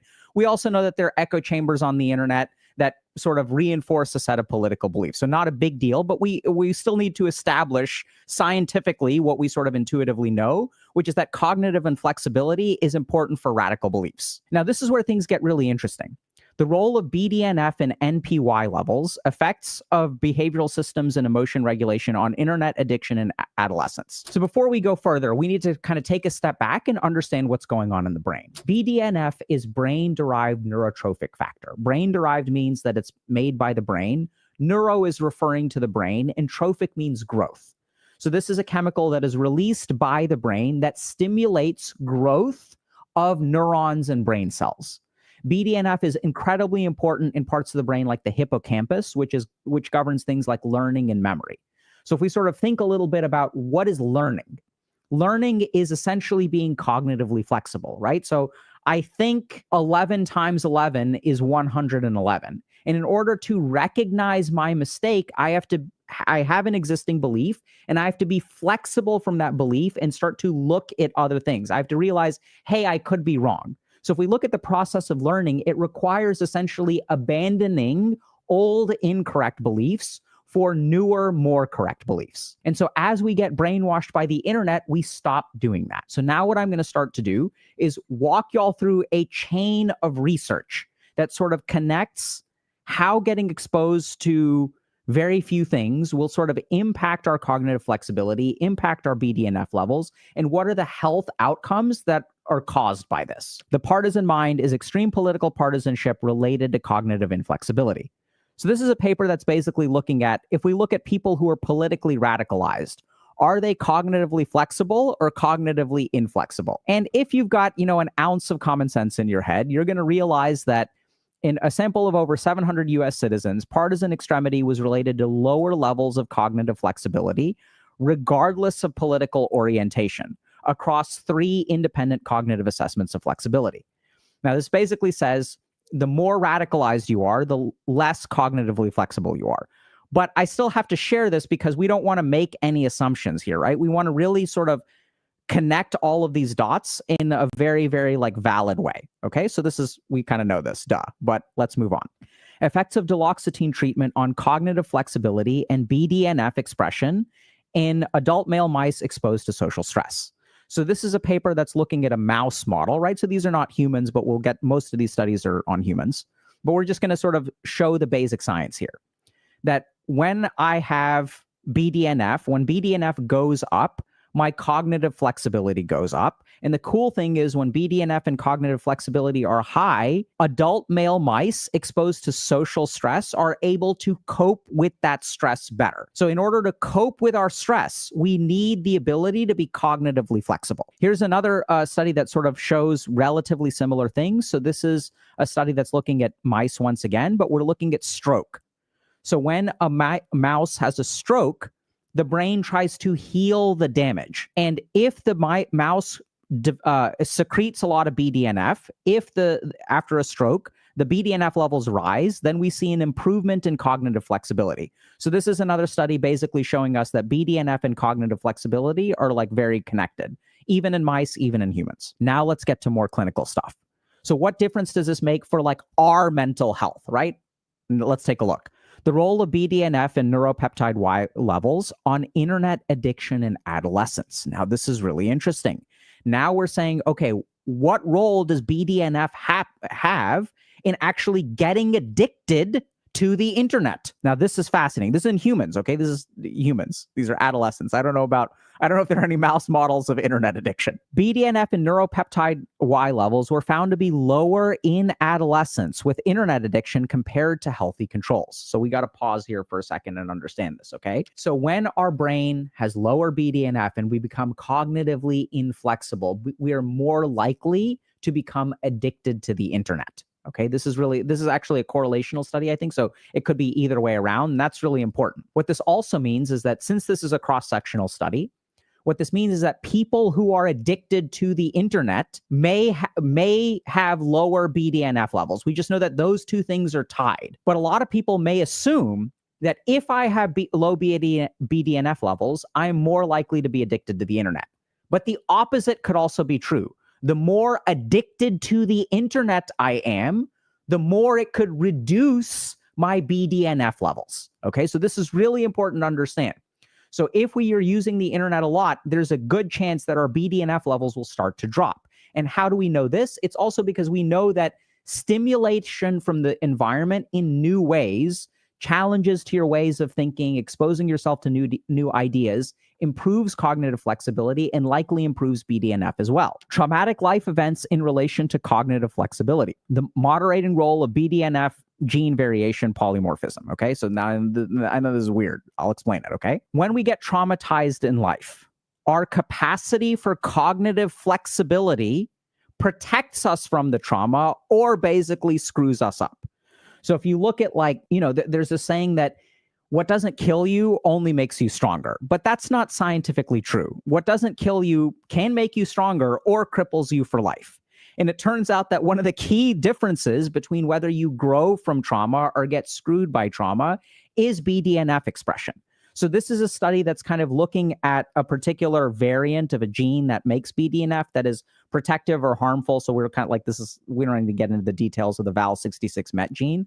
The main thing to kind of reinforce here is even the background of this paper, which is we know that responding to traumatic life events is better when we have high levels of BDNF and a higher level of cognitive flexibility. So correlation of internet addiction disorder with level of stress in BDNF gene, polymorphism among medical students in Malaysia. This is a study that I think is a little bit more theoretical, but it's just sort of, once again, pointing out the connection between internet addiction, level of stress, and BDNF gene expression. Now let's get to a couple of other things. So measuring cognitive flexibility with the flexible item selection task from MRI adaptation to individual connectome mapping. We don't need to get into the details of this paper. What we're going to kind of focus on here is that this paper sort of tells us that greater cognitive flexibility is associated with resilience to negative life events and stress and higher levels of creativity, okay? So now what we're doing is we're sort of really understanding, okay, how much does cognitive inflexibility cost us? So we will be less resilient, we will be more stressed, and we will be less creative if we are cognitively inflexible. This is my favorite study, which if you guys have been watching the channel, you've seen me cite over and over and over again. Even rank in League of Legends correlates with one thing, which is cognitive flexibility, okay? So we're going to be less resilient, we're going to be more traumatized, and we're going to suck at games if we are cognitively inflexible. Let's go dive into hard neuroscience, baby. Adult hippocampal neurogenesis and cognitive flexibility. In this review, we primarily discuss data from rodent studies that have investigated how adult-born neurons contribute to information encoding in the dentate gyrus, blah, blah, blah, blah. We discuss how this regulation of the dentate gyrus function by adult neurogenesis affects cognitive processes of reversal learning and cognitive flexibility. Now I realize I'm spamming y'all with lots of stuff. What on earth is Dr. K saying? So this is a neuroscience review that is basically supporting the argument that I am making. What this paper is basically saying is that the process of learning involves this reversal process. So what that sort of means is that I believe thing A, and if I want to be cognitively flexible, and if I literally want new neurons to be born in my hippocampus, I need to engage in a process of something called reversal learning, which means I believe this, but since I'm cognitively flexible, I don't have to see things that way. I can actually look at things a different way and make a new learning on the neuronal level in this part of our brain. This is what this study is looking at. So when we brainwash ourselves, what we are literally doing is getting rid of that process, right? I'm not learning something new. I'm getting reinforced with my existing beliefs over and over and over again. This results in reductions of cognitive flexibility and reductions in BDNF. So now we're going to get to the impacts of this. What does this cost us if we brainwash ourselves and we're no longer cognitively flexible? So it turns out that we stop learning from our mistakes. So let's take a look at how cognitive flexibility affects this other thing called reward prediction error processing, okay? Basically what happens is if you look at your life, you make predictions, okay? And then if your prediction is wrong, you have to adjust your future predictions. So I say to myself, oh, I don't need to start studying today. I will start studying tomorrow and it'll be okay.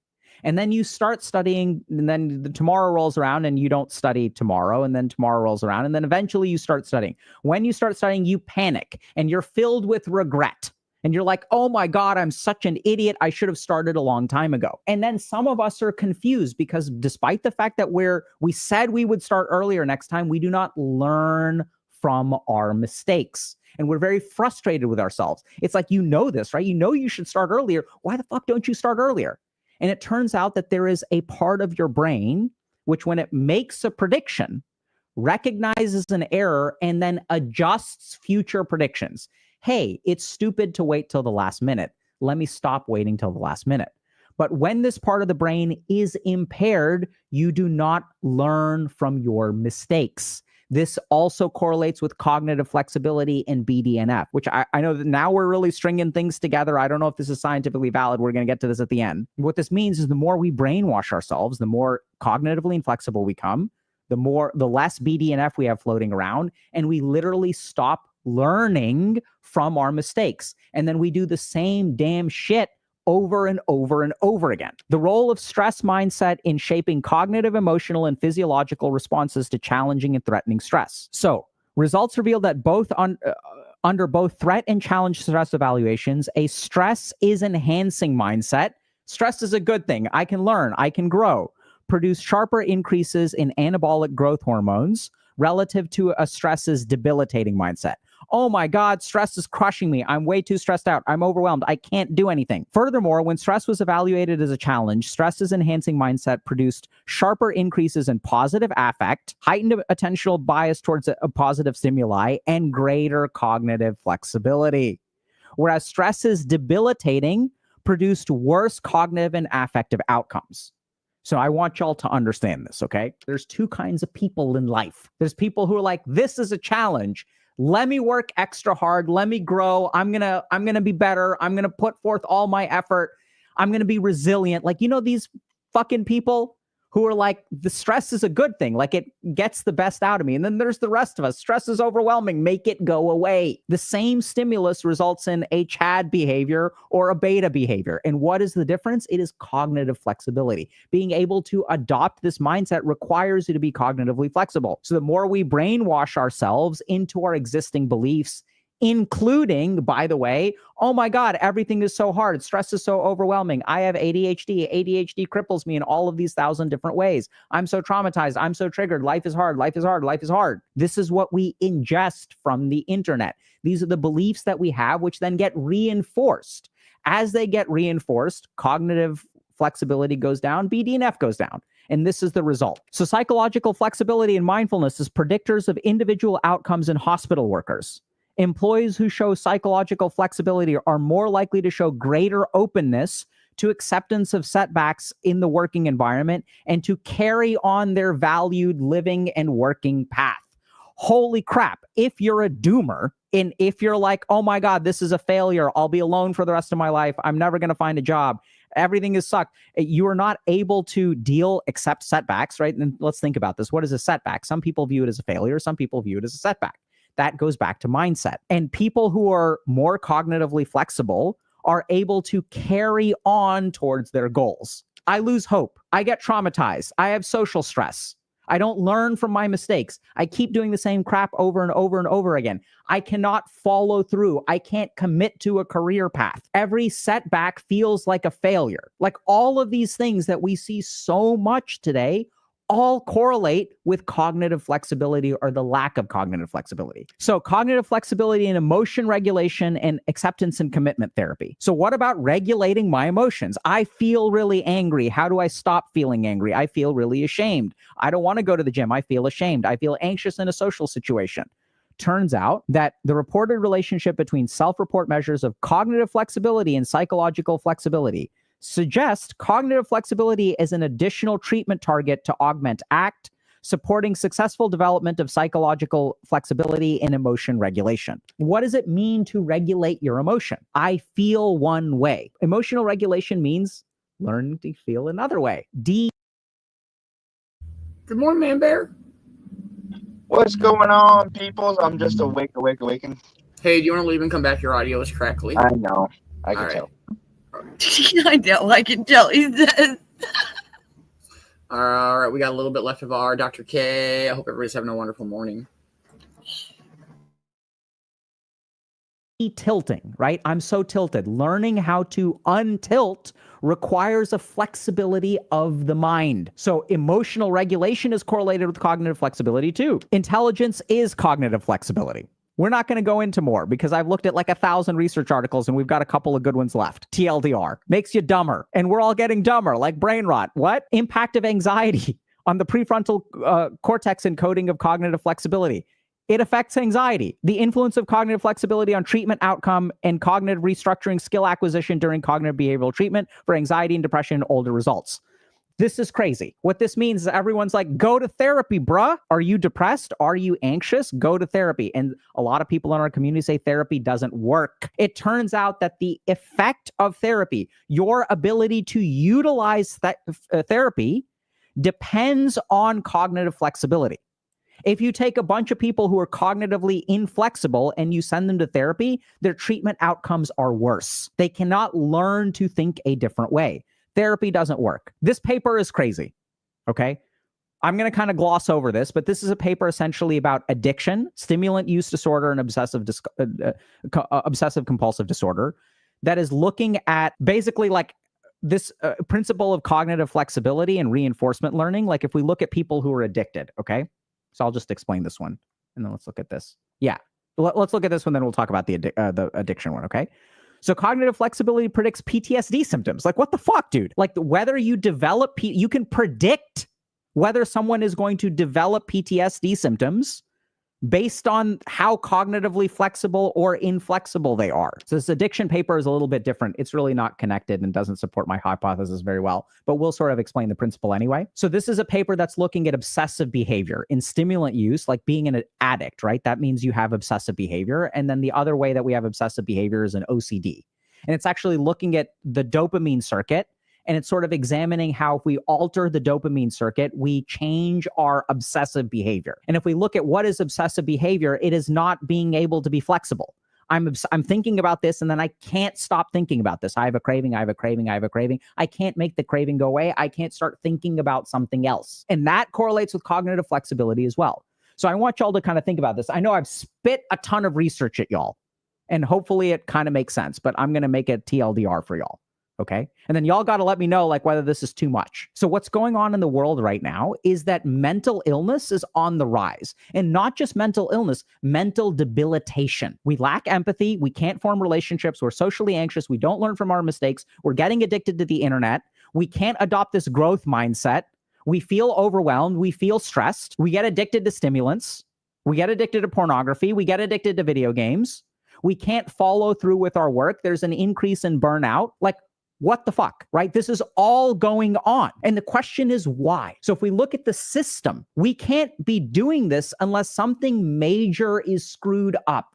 And I want y'all to think about this, okay? So imagine a scenario where all human beings on the planet stopped moving. We stopped exercising at all. We all became obese. We all became sedentary. What would we see? We'd see failures across all organ systems. We'd see heart problems, liver problems, lung problems, endocrine problems, brain problems. Every dimension of our life would start to get negatively impacted once we remove a basic human function. Human bodies need to move. So what are Hey, good morning, Chance. How are you, brother? Hope you're having a wonderful Tuesday morning. We're just hanging out listening to our morning speaker, Dr. K, this morning. This is a really fucking good one.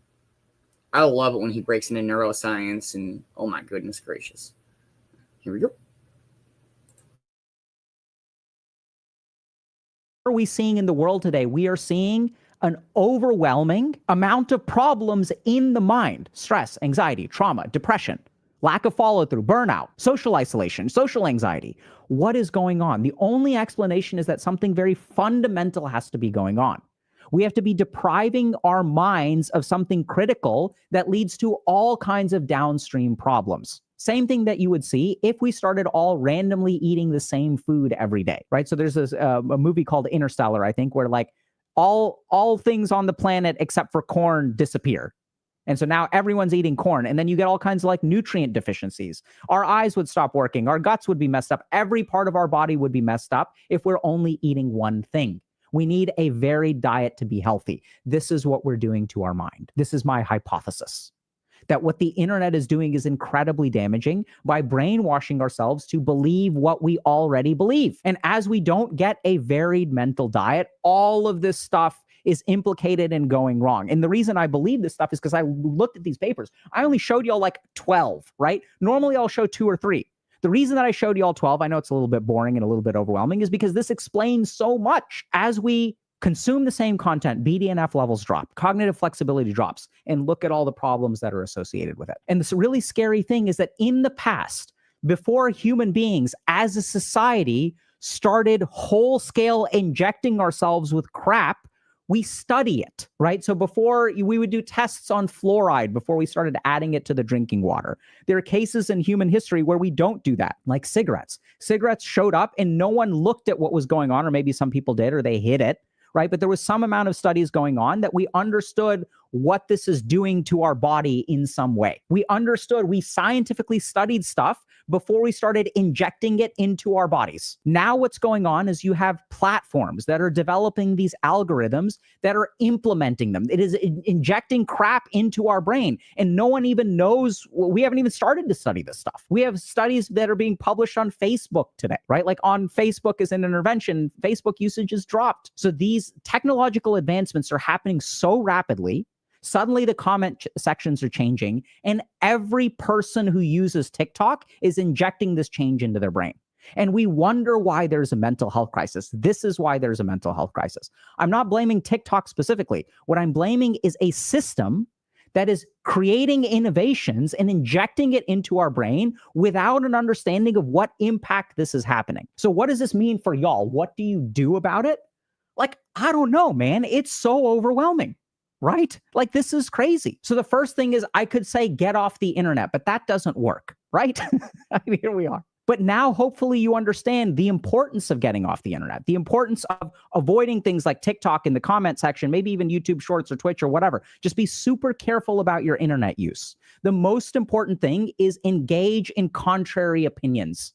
This is what we try to do here, right? We don't try to judge ahead of time. Someone is allowed to come on and they're allowed to share their perspective. We're here to listen and we're here to learn. And what we see in our community is that people get better. Is it because Dr. K has some magical advice? I don't think so. I think it's because what we try to do here is encourage people to think in different ways, which in and of itself is such an adaptive advantage. So be super careful about circle jerking yourself into an echo chamber. Like, even though it feels really good, and that's why the platforms do it, by the way, because it keeps you hooked. That's why you go back, oh man, like all women are bitches. Like, oh yeah, all men suck.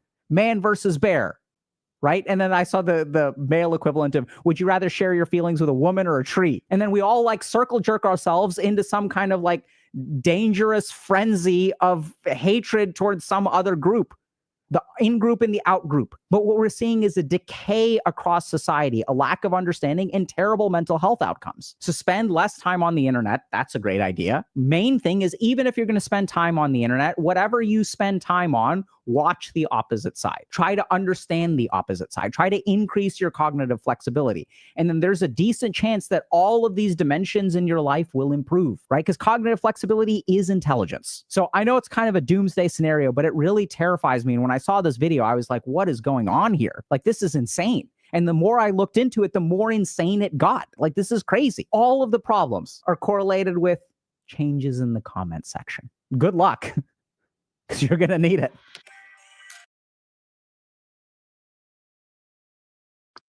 Oh, I love Dr. K. Circle jerk. Like Yeah, Dr. K. What's next? That's like the fifth time this morning speaker. This morning he's making a laugh. What's next? If he starts talking about ducks, I'm fucking out. All right, that's all I gotta say. It's so true though. Like, you gotta hear the other opposite side, even if you don't agree with it. If you don't know it, then fucking hey, what's the point of you even having your side? Yeah, that's the whole. Okay, so my biggest argument lately, like with like anybody anywhere, is what year the generations are. You know, what am I? Am I X? I'm not millennial. Next person. Well, now they're mixing them up. Now they're talking. No, like, I know. Yeah. So every time I see another post, it's 80 to 90 and 90 to this and this to that. So from what I've learned from my own studies, I was born in 1983. Okay. Gen X apparently ended in 1978, 79. Okay. So from what I've researched, there's actually a smaller category from 79 to 84, the Xennial, not millennial. All I gotta say about that. Okay. Back to Dr. K. The biggest problem with mental health right now is people invalidating when you do open up with your feelings. So when you tell somebody your feelings and they're like, oh yeah, everyone feels like that. Well, I feel like that every night too. That's invalidating what you're saying. So it's really detrimental to your mental health. Another good one is like, oh, I've had a bad day. And it's like, oh, that's nothing. My day was worse. And it's like, Yep. why would I even tell you then? Yep. That's you know what I mean? Like, I hate that. Yeah. Well, that's a lot of reasons why men don't open up about their feelings, is the fact that a lot of women will just invalidate them. There's this one post on the internet, this man sitting there with this empty spool of wire, and he's just sitting there. His wife goes, "What's wrong?" And he goes, "You know, I bought this 20 years ago, this spool of wire, and I just used the last piece." And he's like, I didn't realize that was 20 years of my life gone. And she's like, well, why are you upset? I thought you were upset because you're wearing your Jets hat. And she just completely invalidated everything he was saying. And that video really hit home. I don't know if that's invalidation or misunderstanding. Well, because he was talking about how he was going over the last 20 years, and she was basically just ignoring like what he was saying. That's what I mean. You gotta be able to open up to the right people, not just absolutely. That's what I was getting at. Sorry, go ahead. No, you're good. And it's hard to see the other person's perspective if you fucking don't understand it. Or if you're just an ignorant asshole. Because a lot of the times I'm an ignorant asshole, and I don't let the other side be told because I'm right, you're wrong. I was like the Simon Sinek when he's talking about, like, you know, maybe that person cut in front of you because like they are like on eviction notice and they need to get to that job interview, and like their kid forgot their backpack, so they had to turn around. Now they are running late and like they can't, or maybe they're just an asshole. Right. And, you know, and that's the thing is you know, and me being the asshole I am, I always say, well, what about they don't know my struggles? What if my struggles actually are worse? Why are we always supposed to be sympathetic to other people when we feel they're not sympathetic to us? You know what I mean? Like, that's the asshole side of me, by the way. I think that there's a big difference between sympathy and empathy. Like, 100.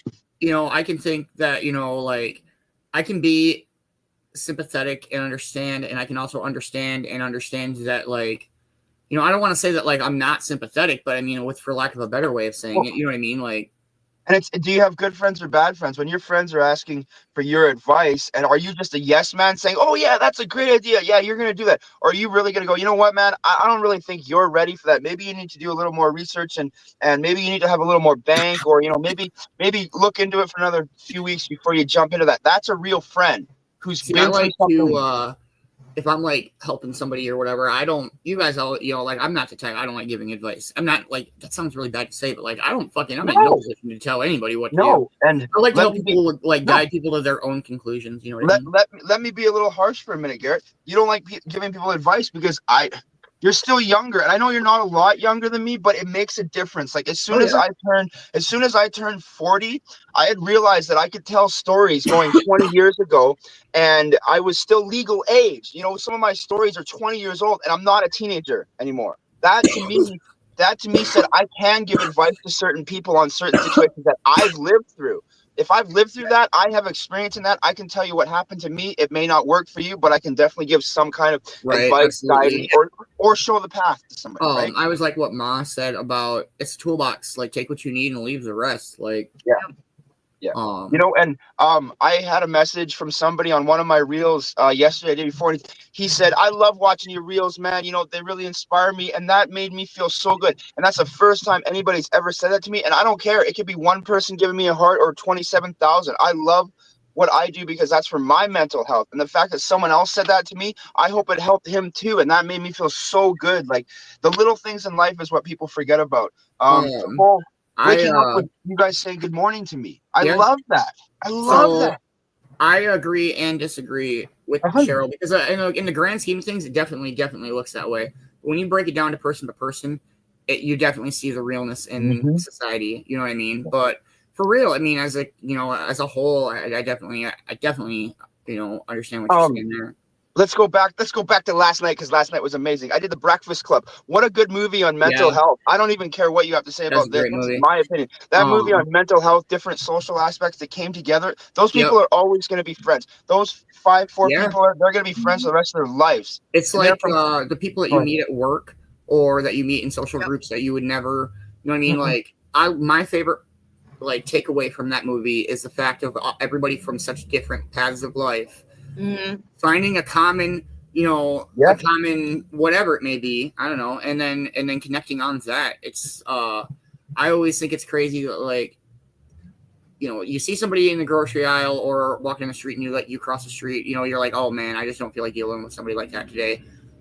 And then, we've all been there, and I don't, you know what I mean? Like we have all been there, and but when you break it down and meet that person, then you never, you know what I mean? I don't know. Oh, yeah, no, I was just going to go into, that's why I love skateboarding, because exactly what you described about seeing that person that you're like, I don't want to be able. Then I would see them at the skate park, like, hey, man, how's it going? All of a sudden, instant friend, because I remember going to the skate park and seeing gothic skaters and, the skinny jean skaters and the emos and all these other, but then we would all come together and talk and play skate, and, it was such a good community. For skateboarding has got to be one of the most universally culturally different things that people come together and do. I love it. I love it. What I think is crazy is when you have a job that has mediocre management and you could get a better job and that it wouldn't, you know what I mean? But you don't leave your fucking coworkers behind. You know what I mean? There's something about you working with the camaraderie with them that everybody comes to their breaking point in that situation for fucking absolutely. But there's something about you show up every day for work for those people that are there that you work with, the connection that you've built with them, and the fact that that if you leave them, it's, you know what I mean? There's so much that goes into it. But it is crazy that the people that you meet through work or social situations or whatever the case may be, that you would never on a normal day-to-day life type basis interact with. You would never, go out of your way. I don't want to say never go out of your way. But no.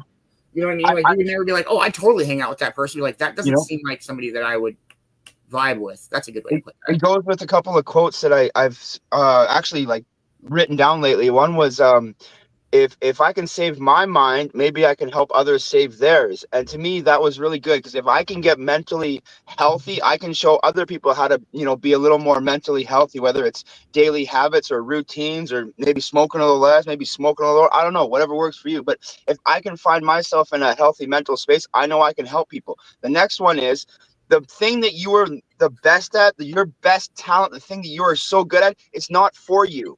It is for other people around you. The thing that you are best at is to help other people. Think about it. The thing you're best at probably helps other people around you more than yourself. Yeah, absolutely. So last night I listened to this deep dive about the Beatles' appearance on the Ed Sullivan Show. And there was a headline in the Washington Post that said, for the hour that the Beatles were playing, not a single hubcap in America was stolen. And they're saying that and some people took it as there were so many people watching the show that there was no crime or whatever.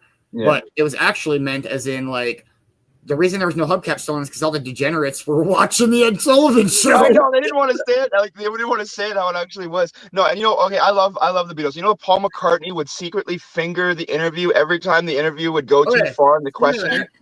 He would literally, you'd see Paul McCartney just start going like this. CJ, everybody who kind of grew up in that era, what do you guys think about the Paul is dead thing? Do you think he actually died and they replaced him, or do you think that it was all a hoax? Or what? It's all interesting. I don't know.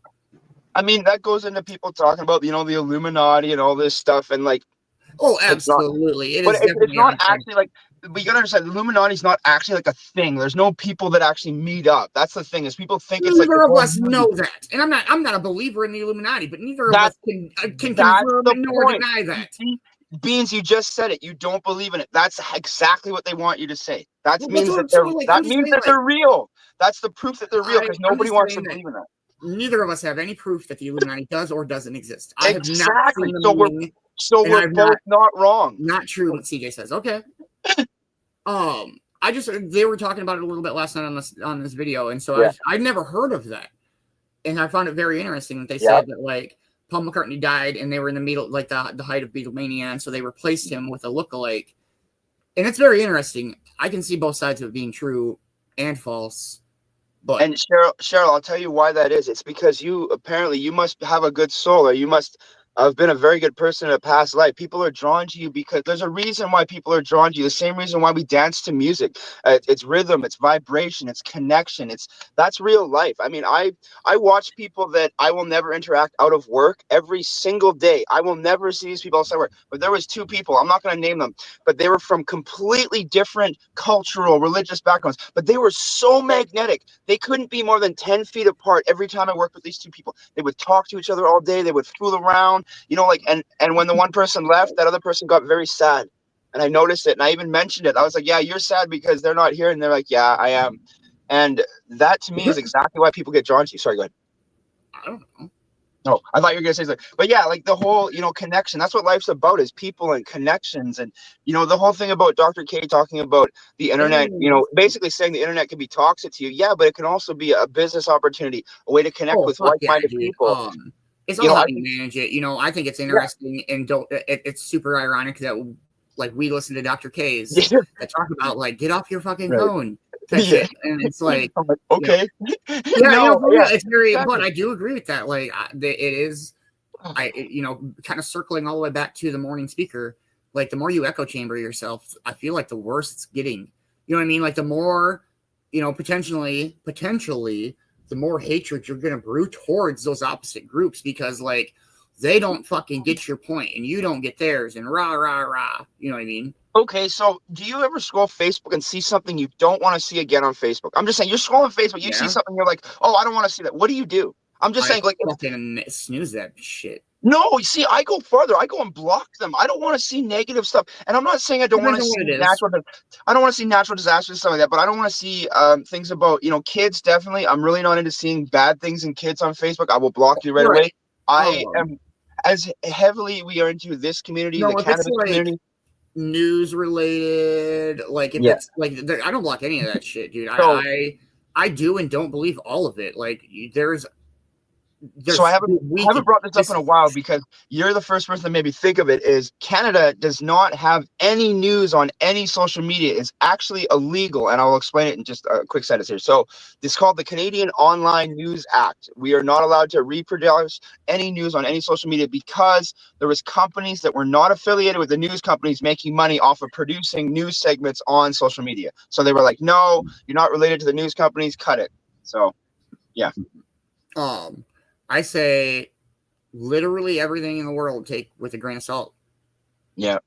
And there are people that you have to cut out of your life that you don't realize you have to cut out, but they're the toxic reason why you have negative thoughts, or why you watch negative videos on Facebook. I don't watch that. If I had known, you would have been around for a little bit. I don't watch those anymore. And I get it. People die. That's life, though. But you can be as positive and see as much positive and do as much positive, and you're still going to have a bad day. So it goes back to the whole Vicki Bowers speaker, or the Vicki Bowers this morning, like acceptance, like that's, it sucks. I hate it.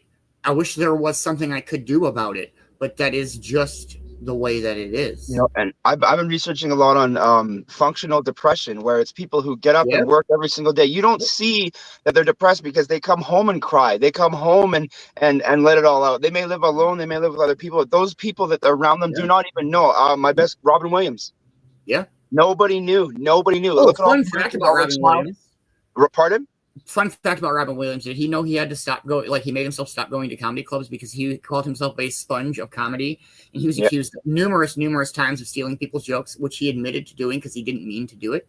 Yeah, it was just that mindset. And so he would go. He had to stop going to comedy shows because if he saw something that was funny, it would just soak into his brain, and then in the middle, you know what I mean? Like, he would say it, and he didn't realize it. And I guess there was reports of like him throwing money at people because he felt so bad. But I can't remember what comic it was. Like you said, it's that sponge kind of mind, and some of us grow out of it because when you think about it, they talk about how children develop and their minds are like sponges, right? And as you get older, your opinions are formed, and that sponge kind of starts to harden, and you're not absorbing as much because you have formed opinions, you know. And but I feel like people like Robin Williams, they never grew out of that sponge stage. They always soaked everything. I feel like my mind's a little bit like that because like I've watched stuff and then repeated that entire show segment to somebody because they asked me about it. Like, how did you remember the details? I was like, I don't know. I just did, you know, like it's soaked in, you know. Well, let's play a song and see where I was our morning. So this is, I think, correct me if I'm wrong, is this the first song that was played on the Ed Sullivan show? Nailed it. Saved it. Here we go.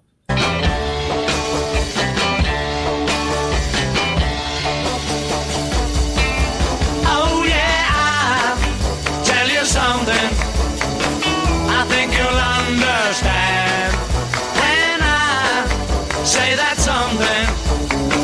I wanna hold your hand. I wanna hold your hand. I wanna hold your hand. Oh, please say to me, you let me be your man. And please say to me, you let me hold your hand. Let me hold your hand. I wanna hold your hand. And when I touch you, I feel happy inside. It's such a feeling that my love I can hide. I can hide. I can hide.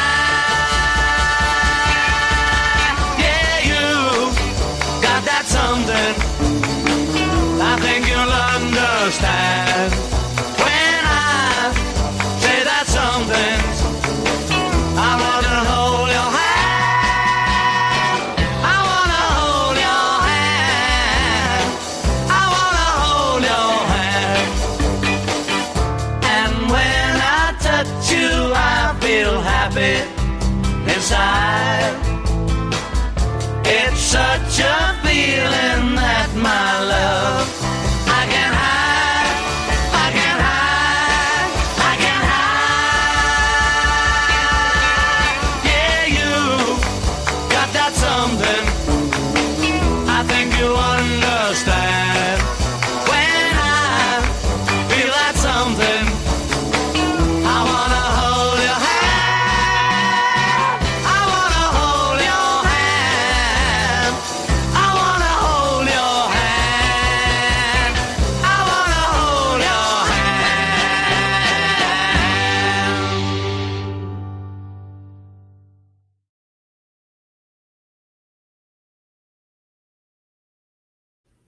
Let's fucking go. Man Bear, this playlist is ridiculous, dude. All right.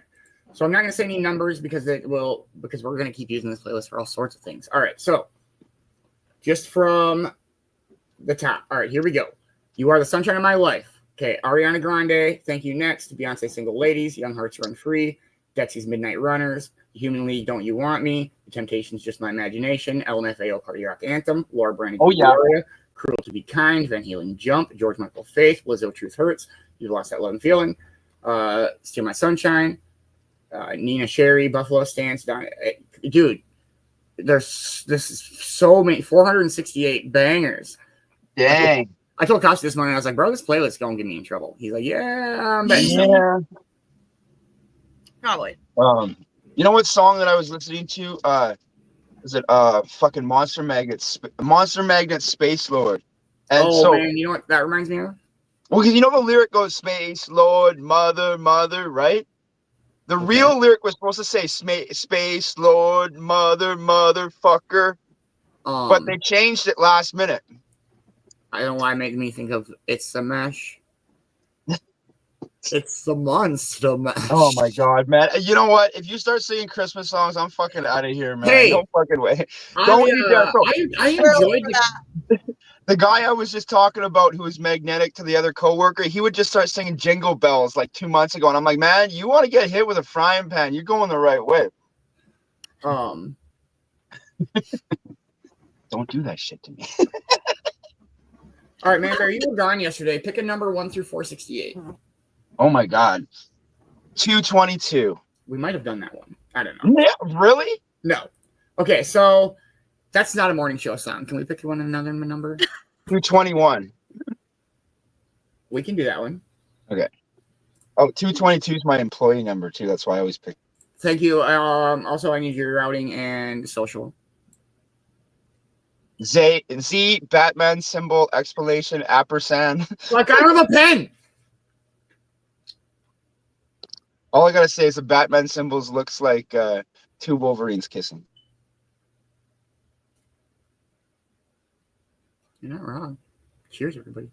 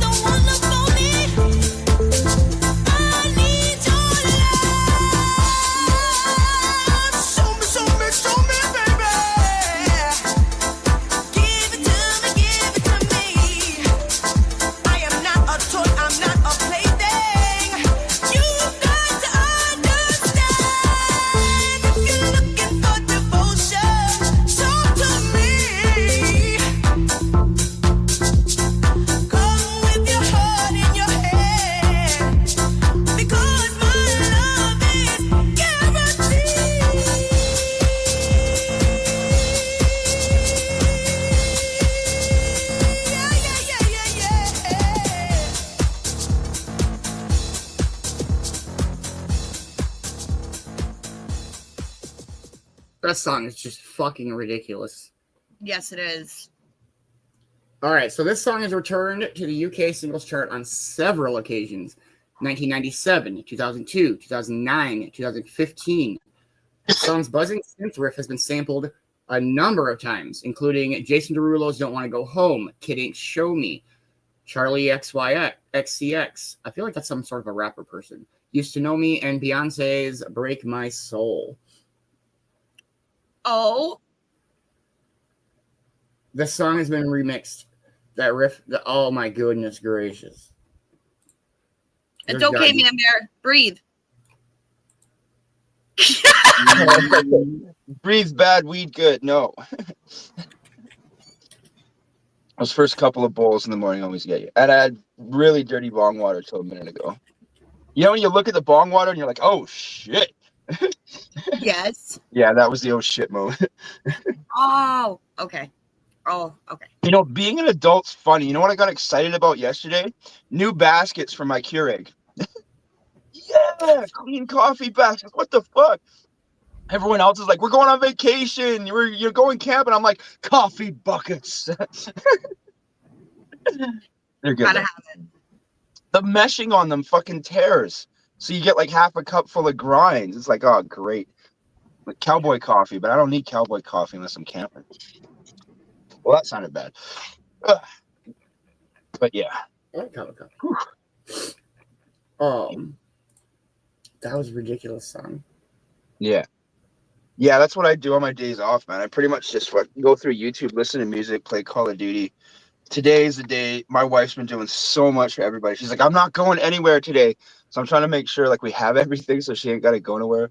She's been driving on everywhere. She's been so busy. Oh, we got a lot of good shit done. I love that we got a 10-foot basketball hoop put up. So, a quick story. This old guy messaged my wife. He's like, I got everything you need for basketball. We had the hoop and like just the hoop part. He brought over like a big bar, a tire, a whole bunch of concrete. Me and him filled the tire with concrete and shit, you know, like that 24-hour set stuff.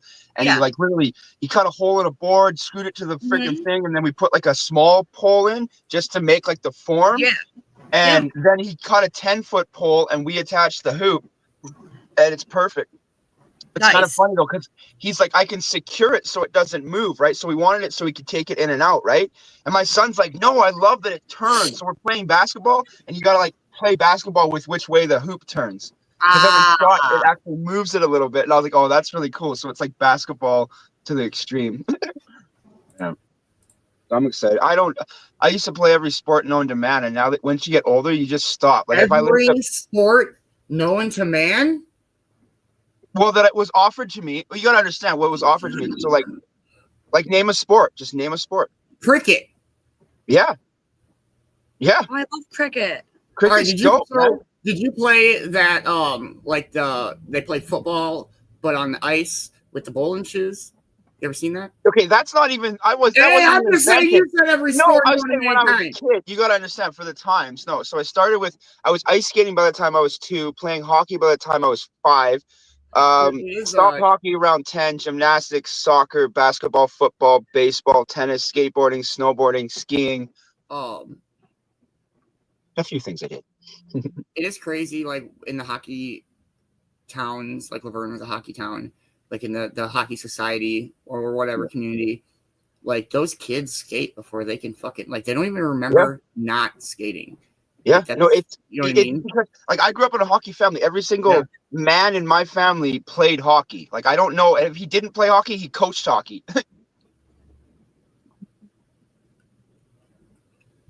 Much love, Mama Roo. Much love, Mama Roo. Yeah, no, sports was very important, and for me it was convenient. Like for the whole skiing and snowboarding, we had a ski hill. What, an hour away, hour and a half? You're a ski hill. I was gonna say you're a 10-foot basketball hoop, but that one was better. Yeah, ski hill was definitely better. But yeah, you're gonna laugh. It was called Grouse Mountain. Like the bird? Yeah. Were there birds there? Well, like in the summer and shit, dude. It's winter, man. Like, come on, use your brain. Beans of snow on the ground. Not that many birds. No, but you had to take the big trolley ride. You know, the big tram ride up the hill, and that sketchy ass shit from movies. So you know how birds fly? Obviously, fly southward or fly northward, fucking summer. Yeah. I wonder if there's ever been a bird that's ever landed around the Laverne area that's ever landed around your area? Probably. We need to like track it, man. Like, all right, we get some bird trackers in here. Yeah, man. All right, let's play another song and get more baked. I agree. Okay. All right, cheers, everybody. This song is pretty incredible.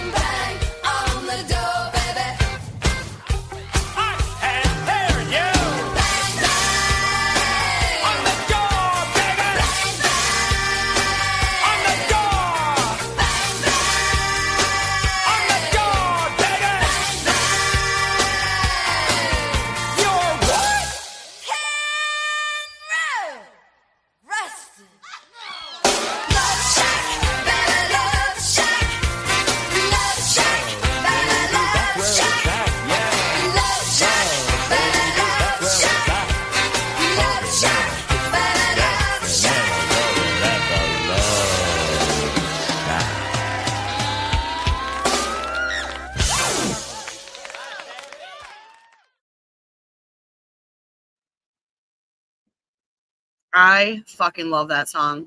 Yeah, let's fucking go. If you're not having a wonderful morning, I'm very sorry. I hope you are. I hope it gets better.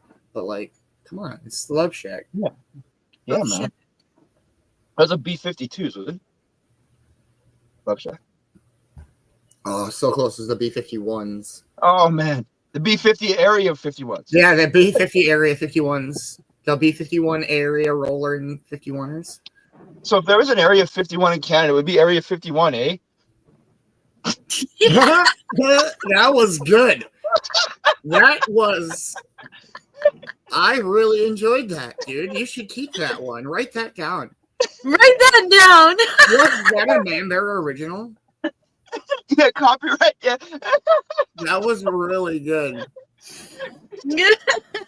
I don't even know where we go from that, bro. I think you win the morning show. I get the morning show belt. I didn't know that was possible, but oh my god! You know what's really funny? It made me think because I'm working at breakfast restaurants. Morning show belt is bacon, egg, lettuce, tomato sandwich.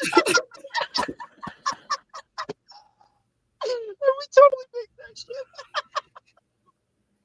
shit. Sir, I ordered a morning show belt, not a melt. Why is this on whole bread? Bro, that was one of the better jokes I've ever heard you say, and you've heard. Well, no, you've said better. You've had better, but those were night show jokes, bro.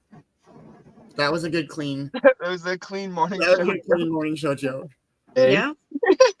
All right. What about some Sister Sledge? Let's fucking go. Oh, dang. Let's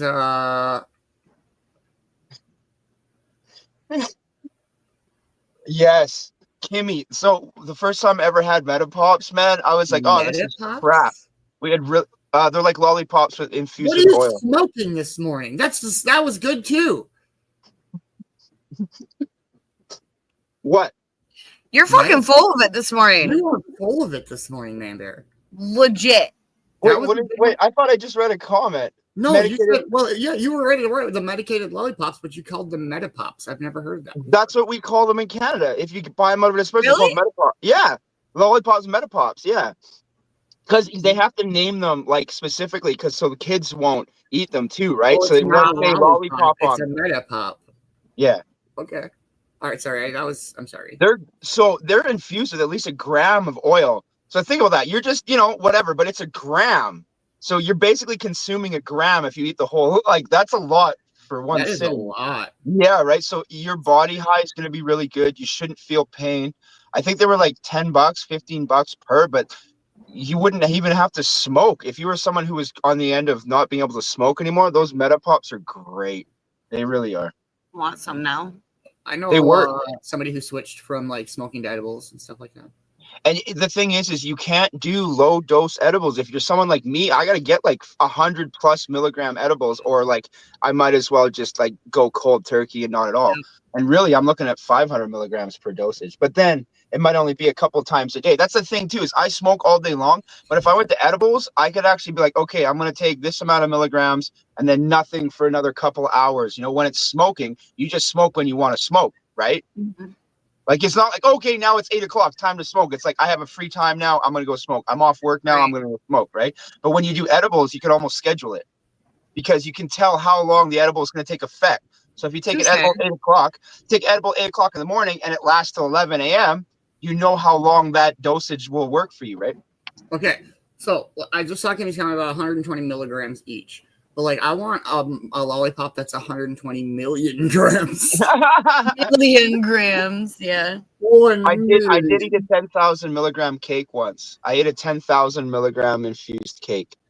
We were trying to sell it. My buddy was trying to sell it. He was only selling it for like $40, and it was for a party. And then they canceled after he had already made it. And he's like, "Do you want to eat it?" So I was sitting at his house eating this cake. I slept for 16 hours straight. Like my wife was like, "Are you okay? Why?" Because you've been asleep for almost a day. So Cheryl, I feel like in some states, the medical patients get better weed if it's recreational. But I'm not. Like, I'm the least educated person on this subject. So, the United States of America have always had patents on 2 different strains of marijuana. I don't know what they are. They're just numbers, right? But there's been a program in the United States since the late 70s where if you were classified as a medical patient, the government actually sent you this tin of pre-rolled joints, and I think it was 200 or 400 joints. And this one woman and this other guy were getting them for years, and they were directly from like the United States government. But it was a little known program, was the thing, right? But yeah, and it was like a Labatt tin or like a player's tin, like a cigarette tin. Yeah. But it was just full of doobies. You're full of doobies. Let's play a song. Yeah, you're a song. You're a fucking mother. I have no contract with you. I don't give a fuck, bro. Ever since that day that you refused to shake my hand on air, I've had issues with you Canadian. See, I thought you were mad about the chair fucker comment the one night when me. Oh my god, that was great. Mad about. That was fucking great. That was too big. I didn't even. Bro. Okay, so really though, when it's me and Beanz, man, we get really, really baked when it's just me and him hosting. We're just smoking. So the shit that we say, it might be on that higher level. You know what I mean? Higher level. Cheers, everybody.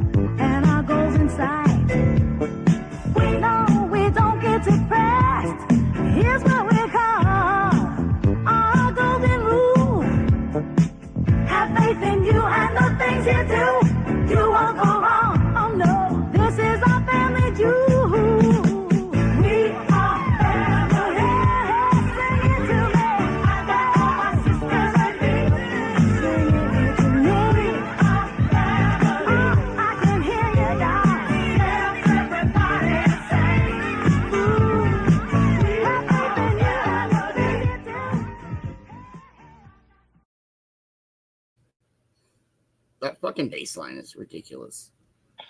So part of the lyric says "stay for something," but what this is comedian who likes to play it over and say, "They just say staple the vicar," and he's like, "What the like?" I'm sorry, you know how lyrics sound like is that song? Have you ever seen the rain coming down across the sky?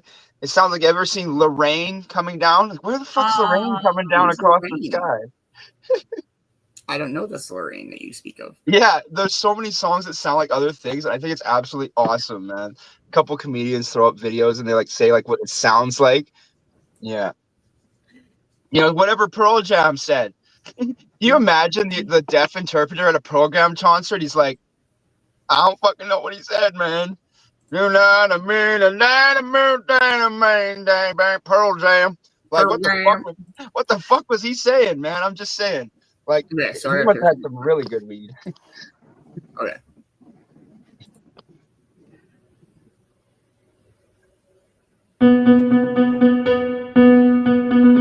It's gotta be this one. Ladies and gentlemen, Beanz the Music Man. Definitely the bass line.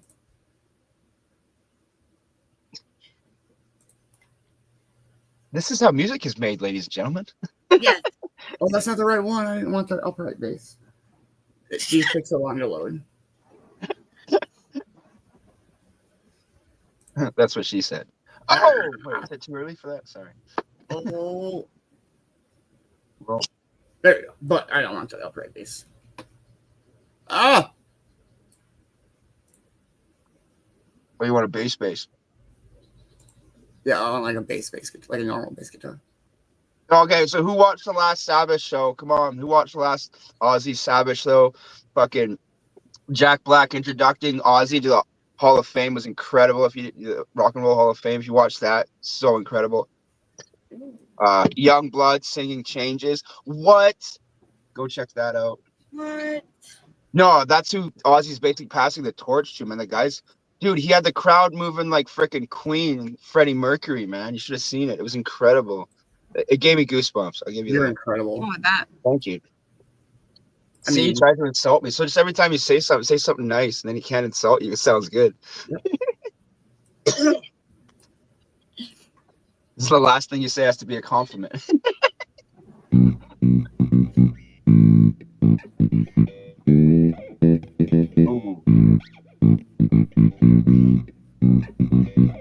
That bass is so ridiculous. Yeah.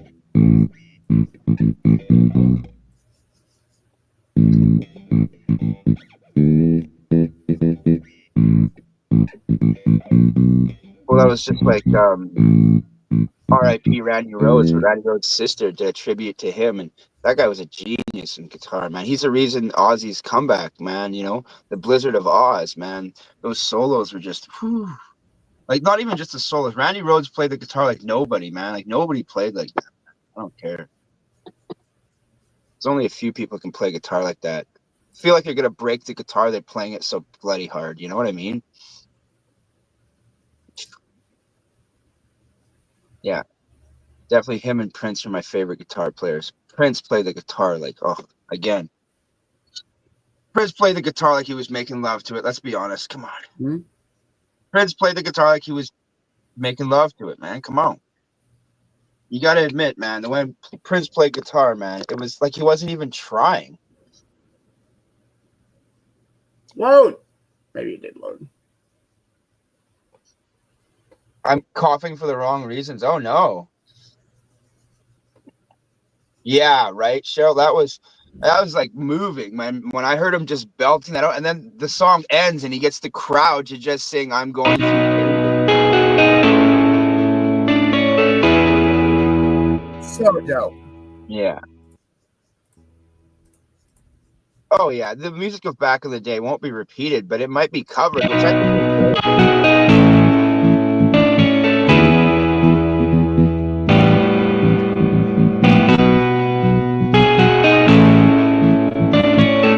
Fun fact, that's just a piano fucking. That's just chords and shit. Yeah. So if I go like here and do this, it's just piano. Yeah, you know, I'm going back and forth on carts, okay? I keep going with one of my Sorry. No, I just don't like, I don't know about the dry smoking. Like, I get joints in that, but like, I've been smoking bongs for 30 years. I've never not had a water piece. I don't know. So let's go.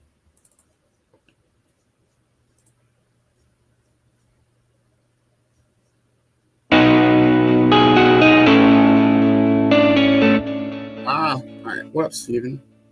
What up?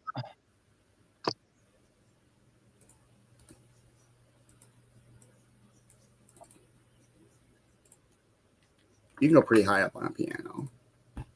You can go pretty high. Heyo. I don't know what that's gonna sound like. Music.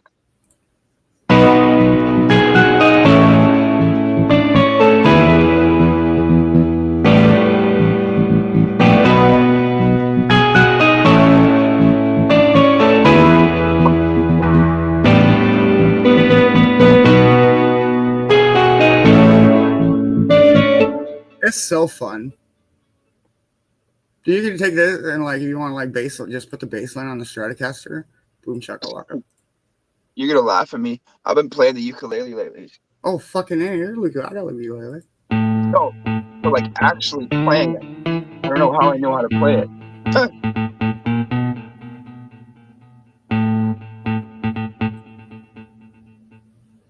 We like take and totally change this to.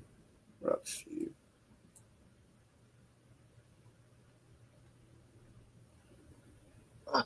That one put tears to my eyes. That one hurt a little. Whew.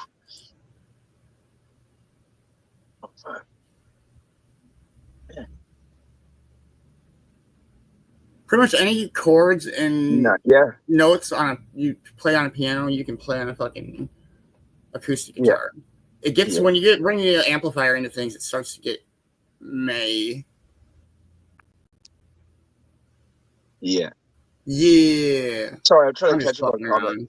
I'm really baked.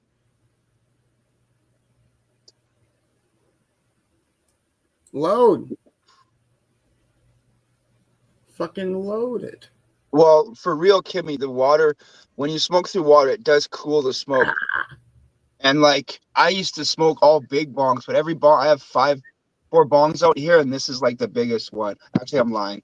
New York's Frank Sinatra's the biggest one. All right, here and that's still not even that much bigger.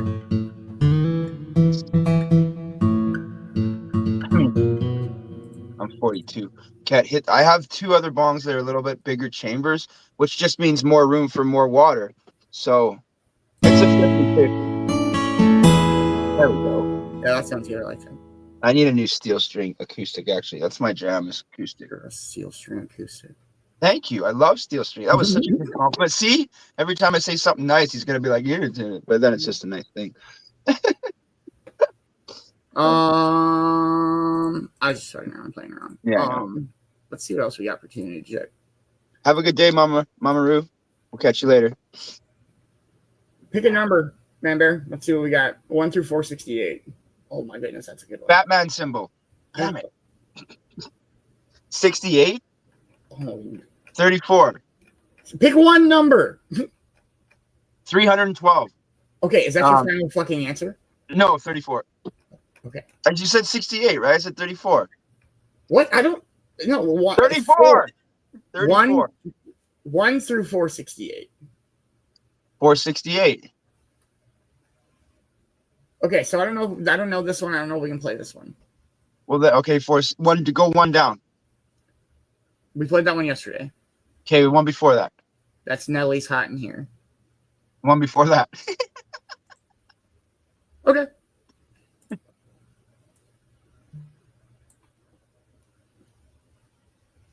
All right, everybody. Last Christmas by Taylor Swift. No, I'm just kidding. No, I will leave right now. I gotta fucking remember.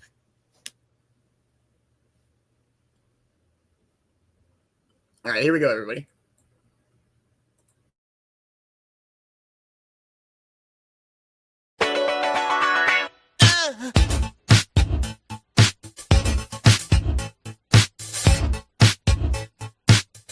Till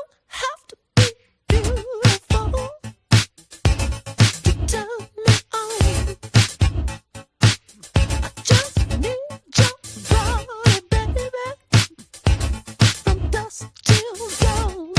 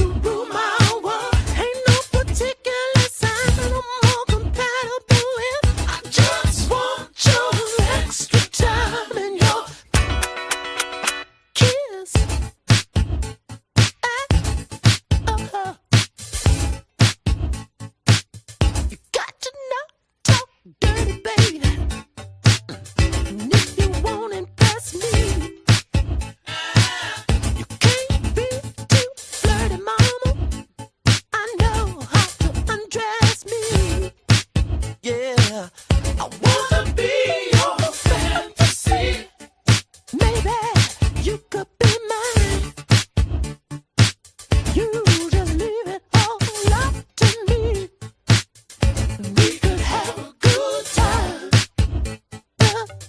Don't have to be rich to be my girl.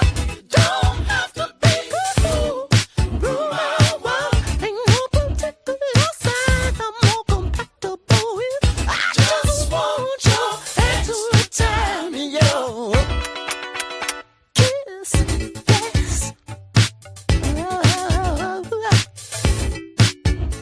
Yes. I think dance.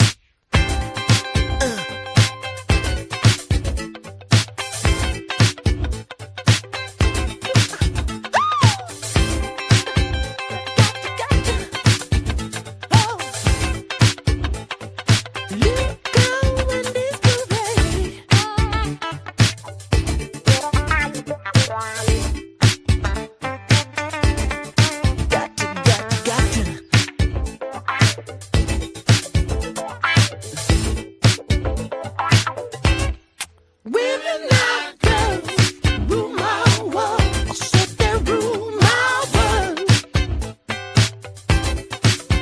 At your age, mama, not your shoe size. Maybe we could do the twirl. You don't have to watch Dynasty to have an attitude. You just leave it all up to me. My love will be your fool. Yeah, you don't have to be rich to be my girl. You don't have to be cool to rule my world. I love that ridiculous stuff. Look at that world. I just want your hands to time your kiss.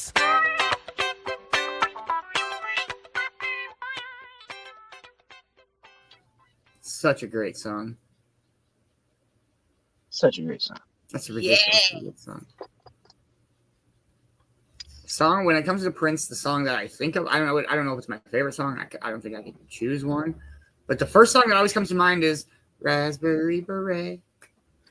So, because I'm a Simpsons fanatic, the first song that comes is When Doves Cry, because the Lemon Tree episode of The Simpsons, when Milhouse meets his counterpart, he's like, but my name is Milhouse. Like, so this is what it's like when doves cry. Yes. Yeah. Yeah. Well, why would you weird ass cameraman? Stop yelling at the cameramen. They work for peanuts, man. Our Give crew me barely gets controls on paid. the camera for a morning. Yeah. Tom, you take two, Tom. I would just cruise around. All I need is my Is keyboard. this the one that moves? Is this the camera that moves? Yeah, it's moving right right tripping now. out. It looks like the screen's just slowly like. Yeah, it's a panorama. Panorama. Panorama. Say that panorama. 3 times. Yeah. Not to be confused with a Panama banana. Banana. What? Yeah. It's a panorama, not a banana. Wait, a palindrome? Wait, we're talking about palindromes? We're talking about a man, a plan, a canal, Panama. Spelt the same, but forwards and backwards. Race car? That was easy, man. You went race car? That's your biggest palindrome? No. Me and my son have a palindrome wars. We try to see who's the best one. Yeah.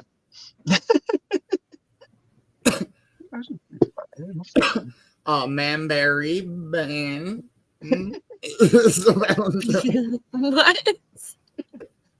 But I do have to get going, guys. This is I would say if you want to outro with us, we'll probably call in the morning and see everybody this afternoon. Yeah, yes. I'll be around this afternoon for sure. All right, Cornbread. Okay. Much love, all you amazing people.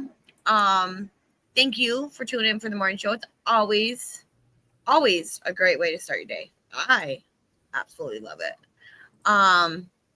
If you would like your animal featured on Cornbread's Critters, please reach out and I will give you the info.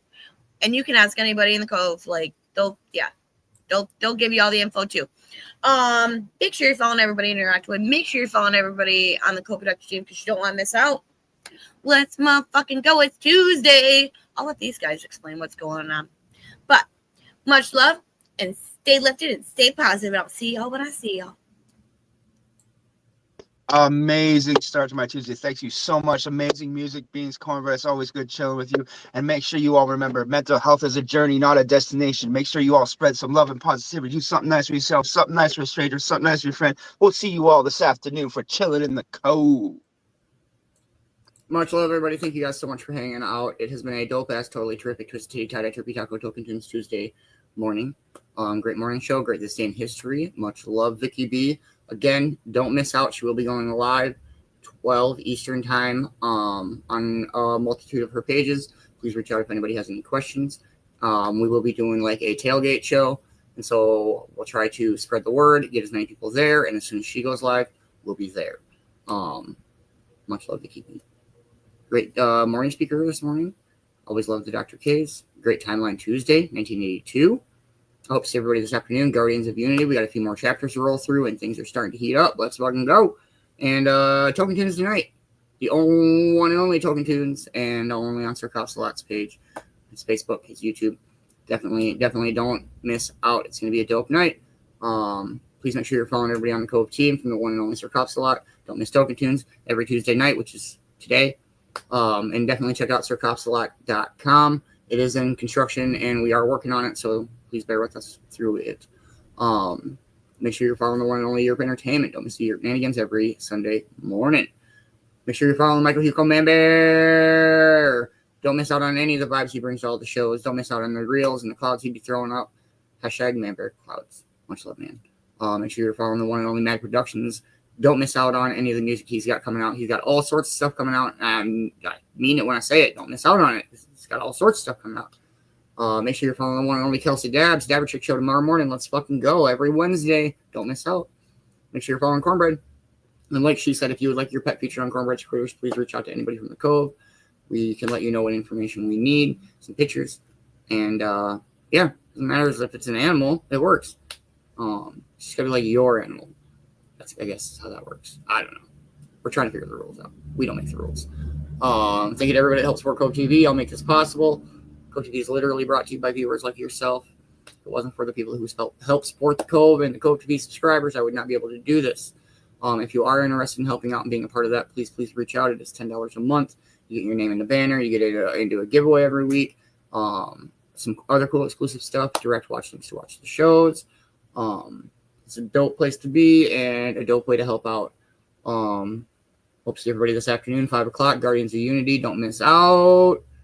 And much love. And oh, Man Bear's not there. I was going to say, speaking of Panorama, let's play some Bananarama. Bananarama. Cheers. Much love.